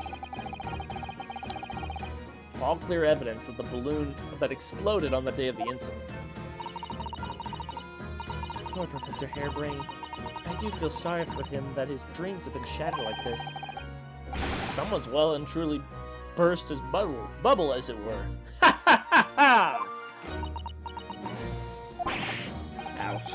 I'm a bad person. A bit inappropriate, if I were to say.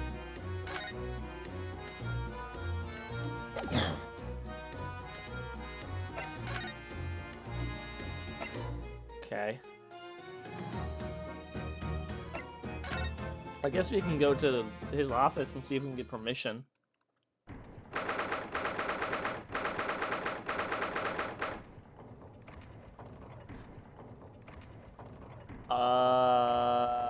Is that Drebber?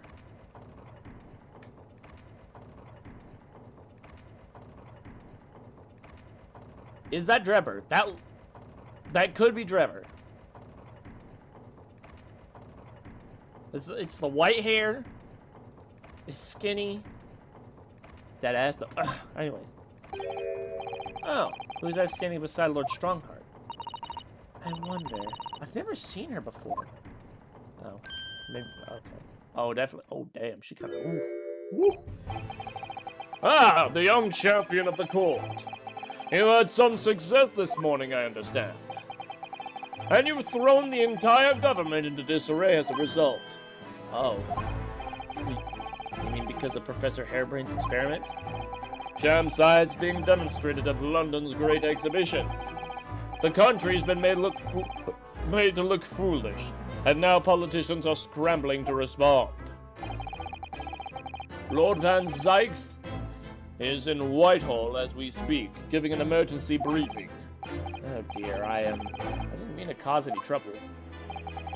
None of this is your responsibility. The government is entirely to blame for having been taken in. The special suspension that prevents investigation at the scene will be annulled later today. Once that happens, my forensic investigation team will move in and deal with that scrap of metal in no time. It's scrap metal now, is it?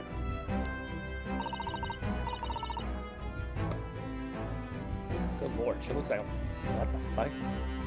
She looks like a German doctor or something. Until later then, but Lord Strongheart? Yeah, so thank you. She got like pale fucking eyes too. She looks like she's undead. Who was that? That was Dr. Courtney Sith, Scotland Yard's esteemed chief coroner. Courtney Sith? That doesn't sound menacing at all. She's leading the forensic investigation team's handling of this case. He was just delivering a report about the victim, in fact. Oh, I see. About Mr. Esmond. Following the outcome of the trial earlier, I asked the coroner's office to reevaluate its findings. I don't have time to tell you what she concluded. If you want to know, you'll have to ask her directly. You can find her in the forensics laboratory. Oh, right. Now, what were you here to see me about? I can give you 7 minutes and 39 seconds of my time. It's not running so spectacularly late anymore.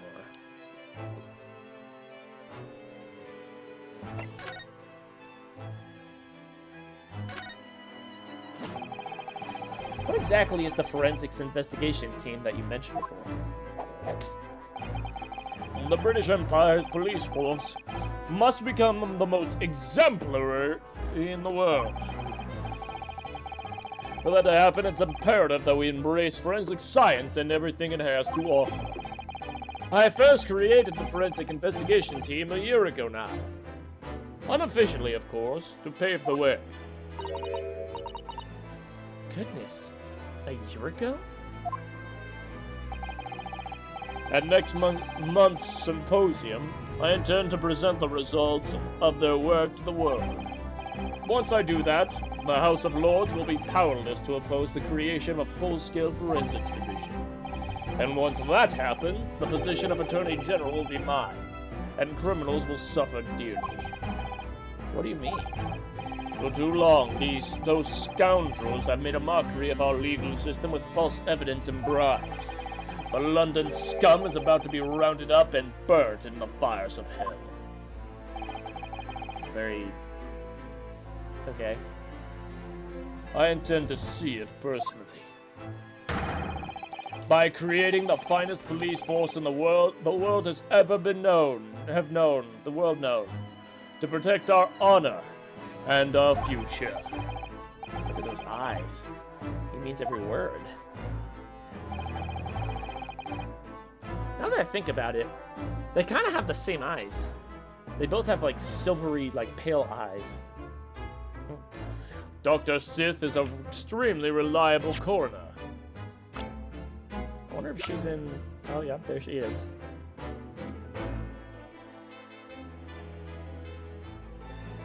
I mean, they're not... I mean, I don't know if they're related or not, but... then again, their age difference is pretty high. He's 53, she's 39. She's kind of mad though.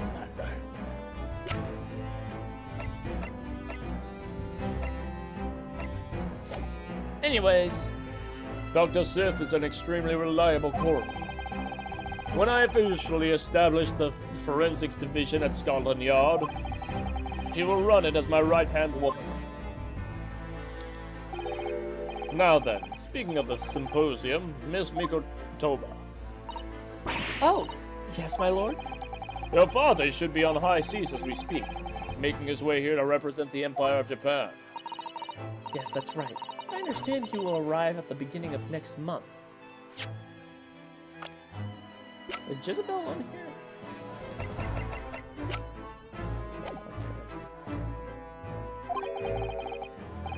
Are you acquainted, Lord Strongheart? With Professor Mikotoba, I mean. It was many years ago, but yes, I remember Dr. Mikotoba very well.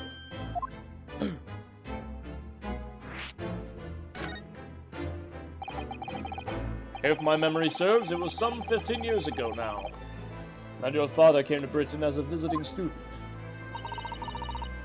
It was the year I was born, so yes, 16 years ago, in fact. Mikotoba was a young practitioner for forensic science, and Jigoku accompanied him as a young, promising judge. The punctiliousness and politeness of the Japanese at the time was impressed us greatly. Not that I wish to imply impoliteness and carelessness on your part in any way. I didn't think that you were. Dr. Mikotoba studied forensics at one of London's large hospitals. St. Sinners, if I'm not mistaken.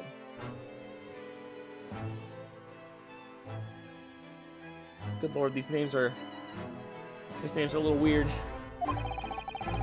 Dr. Sith was also there, as it happens. Oh, so Dr. Sith worked at everything. Are you just skipping words you don't know now? What are you talking about? I haven't skipped a single word. Go fuck yourself. Then Dr. Sith knows my father, does she? There was a young medical assistant at the time, so I doubt their paths crossed regularly. But no doubt they knew each other superficially. After all, Dr. Mikotoba was here studying his subject for some 6 years in total. 6 years? That's a long time to be studying abroad, isn't it? I lived with my grandfather those years. So he left his newly born daughter behind and went to overseas for 6 whole years? It was rather turbulent time at home. Oh. Perhaps father wanted a reason to get away. What do you mean? Why? Well, clearly something was going on at the time. being bored? Anyways.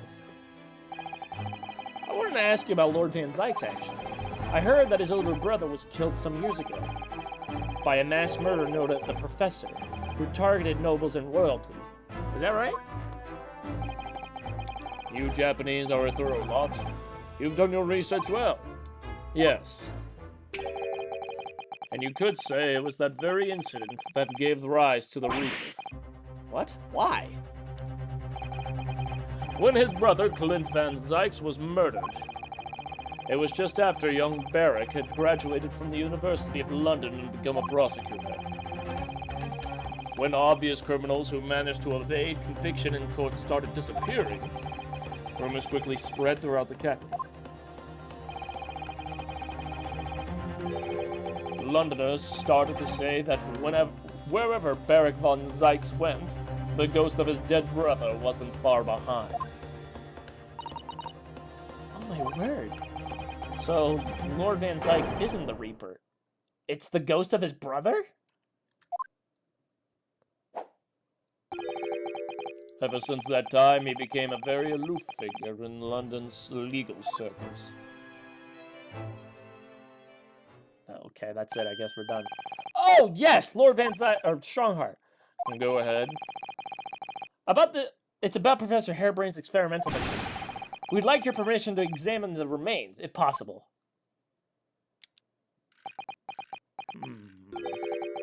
Are you well versed in science, then? Not in the slightest! In fact, you could say I was barely aware of the subject at all until recently. Well, the special suspension legally preventing investigation of the machine is currently being annulled. Within a few hours, Dr. Sith's team of forensic experiments experts will begin their own investigation. But I suppose until then, there's no harm in you looking at the wreckage, as long as you don't touch it or nothing. Thank you! Being able to look at it is better than nothing. And I'll be able to see it too! Your time is up. You'll have to excuse me now, I'm afraid. My next engagement calls. We are extremely sorry to have troubled you when you are so busy, my lord.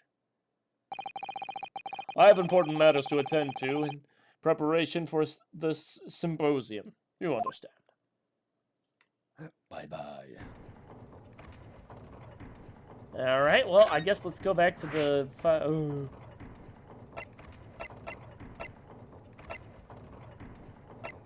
Oh, the laboratory. I guess we can go there eventually. Let's just go to the stage real quick. Hey! What the fuck are you doing? Get out!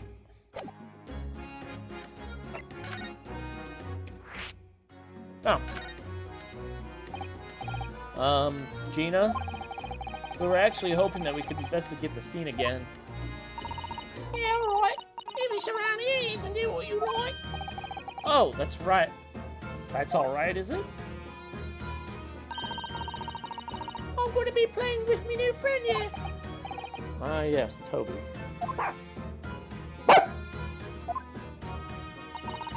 The machine that exploded must be on top of these stairs, I presume. I haven't actually seen it, so if you don't mind. Sorry, you getting up there, Zeus. Okay, we've already read this.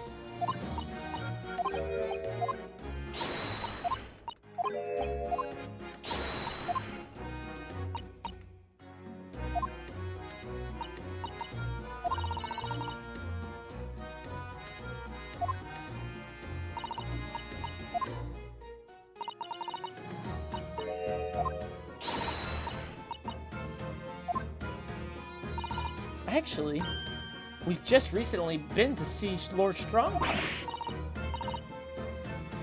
I tagged you.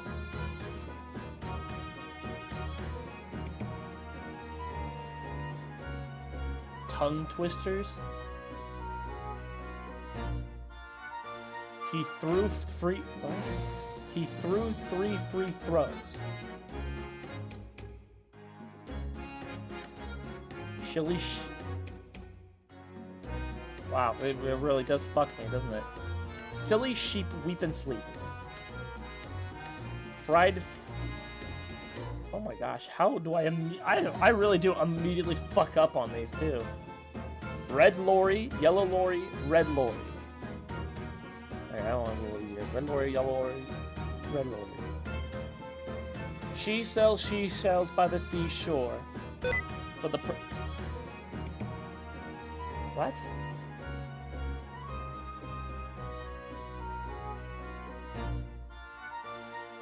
What did I just do?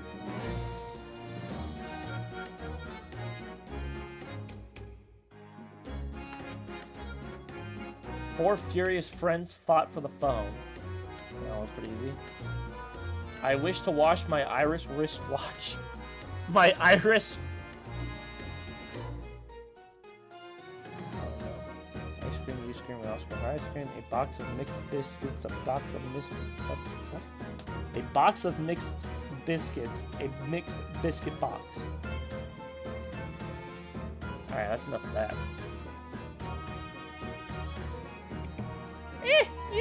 You bet him. Last time the boss was called to go in and see him. He waited for 3 hours at the course office and came back sniveling. Tragic. Well, Lord Strongheart has given us permission to examine the scene, as long as we touch nothing. Oh yeah? Honestly. Alright then, go ahead. But if it turns out you're lying, it'll be the boss who gets it. You'll never eat another chip again in his life. So, you're still saying that all this is above board, are ya? I'm sure everything will be fine. That really would be tragic. Alright then. Them's the stairs. Off you go. Oh, thank you, Gina.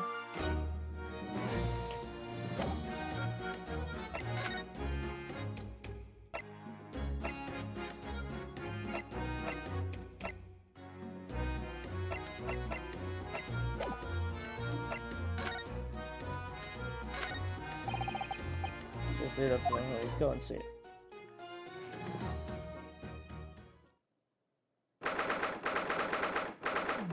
Damn!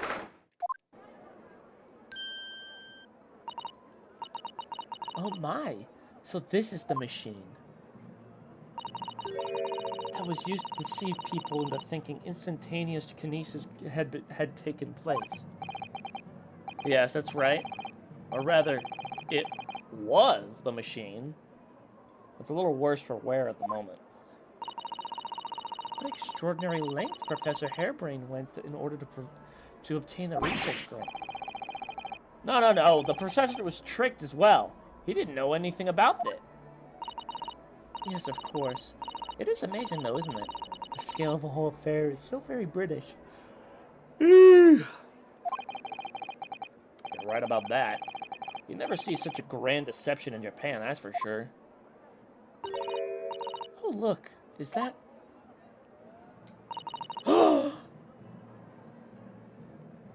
It's Von Sykesy-Poo! Lord Van Sykes? It's my Pookie Bear. So, I think we're more or less done here, aren't we? Shall we, Miss Susato? Already? He is the Reaper, remember? We'll do well to keep our distance, I think. But we have permission to be here, from the top. We're perfectly well allowed to investigate this machine, as long as we don't touch anything. From the top? Do you mean Lord Strongheart? My brother in Christ, do you have short-term memory? Shut the fuck up. I'm gonna slap you on the dick. Exactly. So we can stay here and stare at this wreckage for as long as we like. She could have been at the center of the explosion here and it wouldn't have bent her steel will.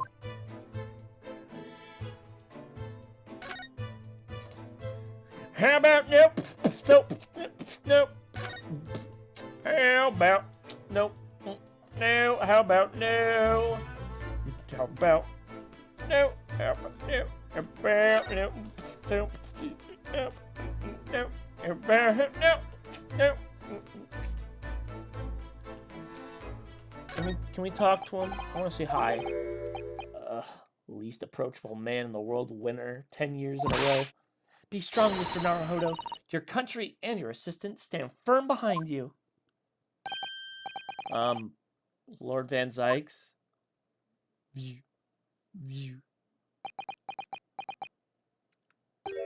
What? Well, beautiful weather we're having, isn't it? I thought I was making it quite clear that I didn't want to be disturbed. Apparently, you Nipponese are unequipped to read the signs. Oh, I read them. So, what are you doing here? Entry to this area is prohibited. Well, the thing is, Lord Chief Justice Strongheart granted us permission to investigate, on the condition we didn't disturb anything. and yet you've managed to disturb me.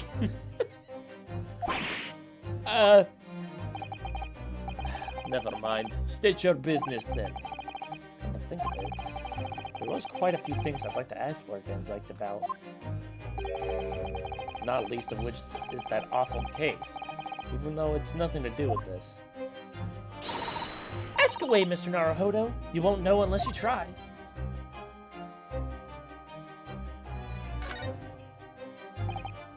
So, Clint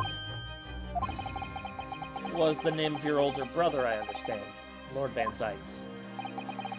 You Nipponese. I always have to be on guard whenever you're around. So, you've been investigating me, have you? Oh, no, it's not like that.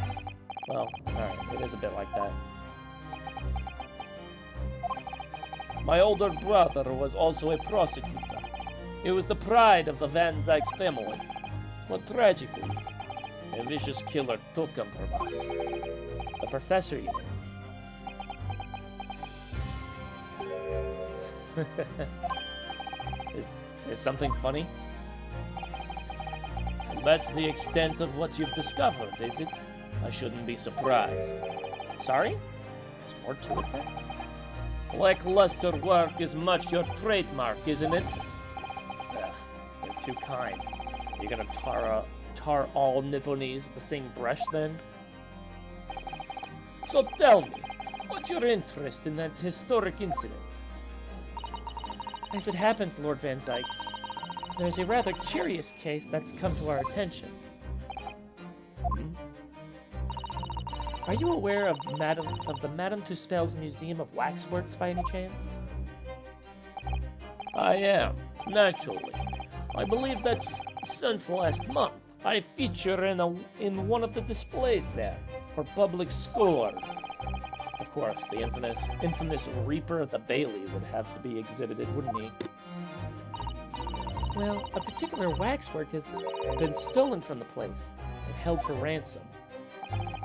A particular waxwork, which... Wait, you mean... Yes, it's the professor. Mr. Sholmes is investigating the case as we speak.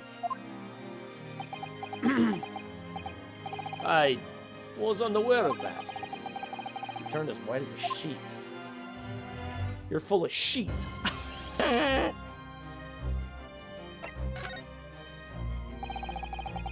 Are the police trying to locate the engineer, Dr. Drebber, already? Surely that goes without saying. We're very keen to see him found as well. The trouble is, we don't have much to go on aside the description of the man we heard quartered. Which, according to Professor Hairbrain, was of a tall, thin gentleman who has straight white hair and wears a black monocle. So, I was just wondering... I mean, I realize it's probably not possible, but... We'd very much appreciate any more clues you can give us. Wow, Sato-san really knows how to take the bull by the horns. Fine, why not? I have a photograph of the man here from the investigation 10 years ago. Damn, he's kind of creepy. Well, it appears he already had the black monocle at the time.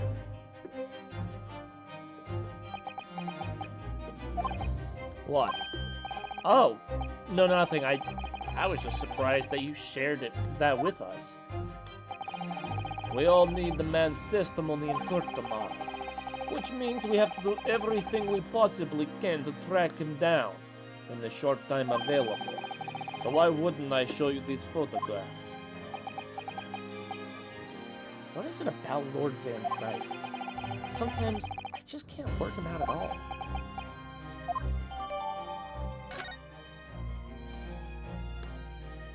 Donk a shoe? Ah! Fucking hell. This guy came out of nowhere.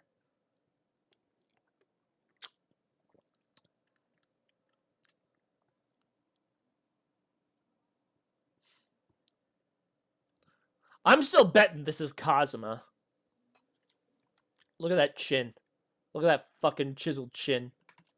That's very Kazuma looking. Hold on. I want to look this up.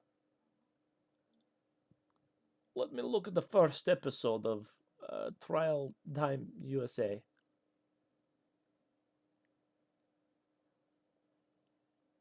Oh, yeah. Same chin.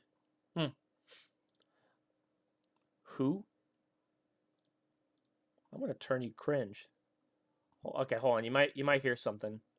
King receipt. Alright, we're good. Ah, the file I requested for the trial tomorrow. Thank you.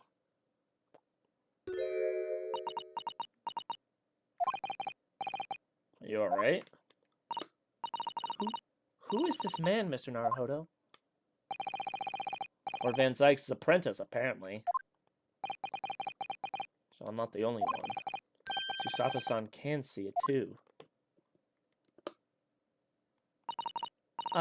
Lord Van Sykes? May we speak with your apprentice for the moment? With him? Why?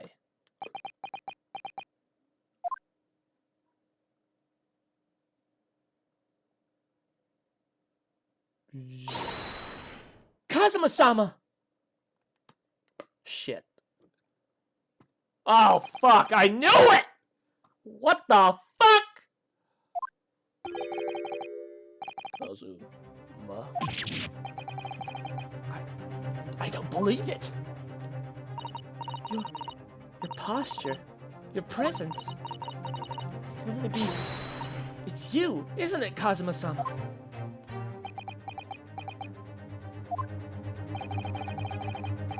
I felt something strange the first time I encountered this cloaked figure. As if I knew him somehow. Can it really be you, Kazuma? Wait! Too late. What's going on here?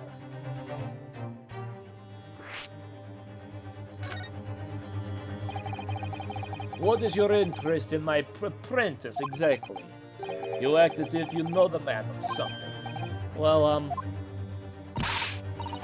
Since when has he been in your care? I don't recall you having an apprentice before I left Britain 6 months ago. Lord Strongheart introduced me to him about 3 months ago now, with instructions to mentor him as a prosecutor. But he didn't tell you why, did he?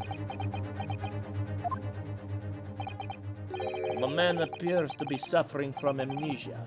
He's forgotten every last detail about himself. He has amnesia? Tomorrow, he will appear in court at my side. What? He's to serve as my judicial assistant on Lord Strongheart's orders. In court with us? Now then, unless I am mistaken, I'm much mistaken, I believe this conversation has run its course. Oh, yes, thank you. I definitely saw a reaction there. When Susato-san called out like that, it really seemed like to hit a nerve. And she called out Kazuma-sama.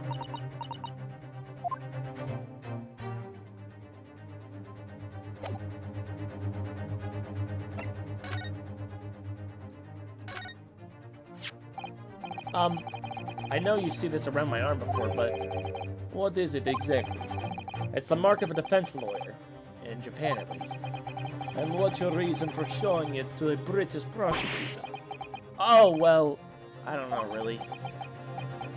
I can understand at least.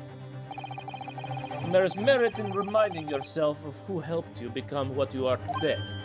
Oh, But that's a personal matter. Something you may want to keep close at all times. Not something to flaunt. no, I suppose not. Thank you for understanding, though. I got an achievement for that, what the fuck? For presenting the armband to Lord Van Zykes in episode 3 of the Great Ace Attorney 2, Resolve. Huh.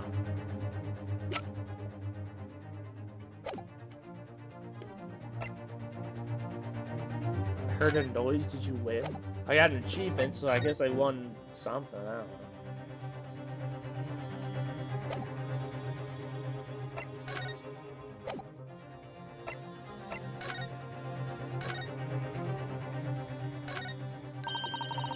Look at that horn-shaped transmitting device. Isn't it amazing? Use the wrong voice. Shut the fuck up! Ah! It was a prank. There's just one. That's exactly what I thought when I first saw it. It makes you think, doesn't it? If only you had just... If only it had just been a normal horn, none of this would have happened. That's almost exactly what I thought as well. I bet I can predict what you're going to say next in that case. You're about to say, nothing ever goes to plan, aren't you? Oh no, I would never say something like that. Fuck.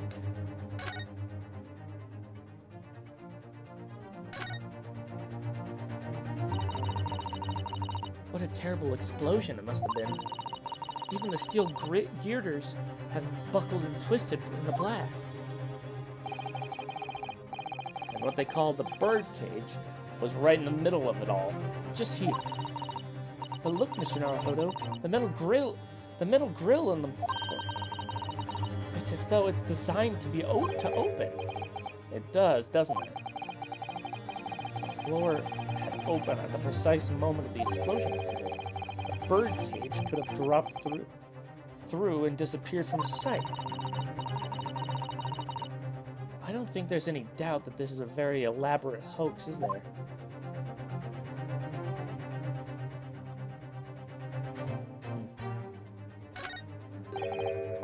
This wasn't here yesterday.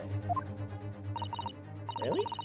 But if I'm not mistaken, it's the cage in which the victim was standing before he was apparently beamed through the air. That's right, the bird cage. According to Professor Hairbrain said in court, it's made of wood. Or more precisely, Japanese cypress, I think. And despite having been in an explosion and then falling from a great height, it's relatively unharmed. What a wonderfully durable construction, wouldn't you say, Mr. Naruhodo? I understood that the forensic investigation team had taken it away yesterday to examine it.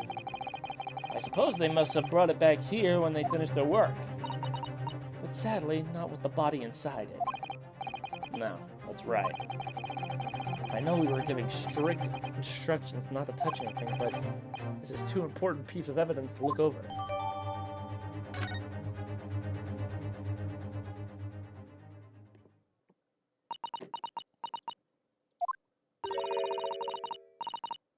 You'd already met that masked man, hadn't you, Mr. Naruhodo? Yes, yesterday, in fact, at Lord Van Zykes' office. I see. And if Kazuma-sama really is still alive, it means that Mr. Sholmes lied to us. I know. We're gonna need to speak to him about that. You're going to have to leave me now. The forensics investigation team are due to arrive shortly. If they find you here, it will cause problems. What sort of problems? Forensic foreign affairs problems. We could do without that. Alright, we'll be on our way. Let's go, Mrs. Sato. Of course.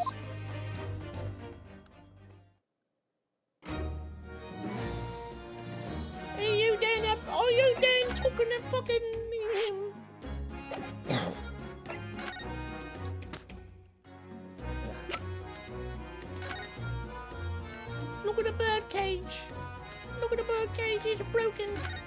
Someone done diddly broken. Ah, look here, Mr. Sato.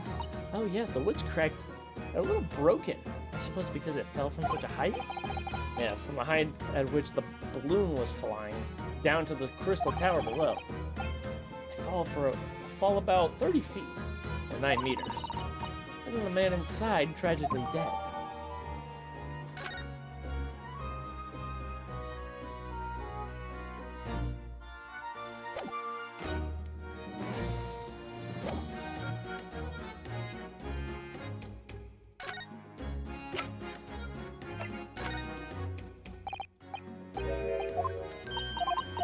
Never mind.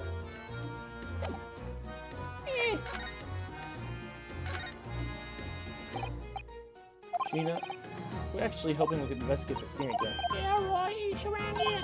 I'm gonna go play with the little doggy. I'll train it, ain't nothing. Oh, that suits you. Okay, yeah, nothing interesting. Alright, everybody, I think that's gonna be it for tonight. Oh! Oh! Oh! Alright. Thank you guys so much for coming by. I appreciate it. Tomorrow, I think we're just gonna play more of this game. Because I'm actually genuinely curious where this is going. So we'll pick off where we left off tomorrow. So thank you guys. I love you all very much. And I will see you guys tomorrow for some more Ace Attorney Chronicles. Bye bye everybody. Bye bye.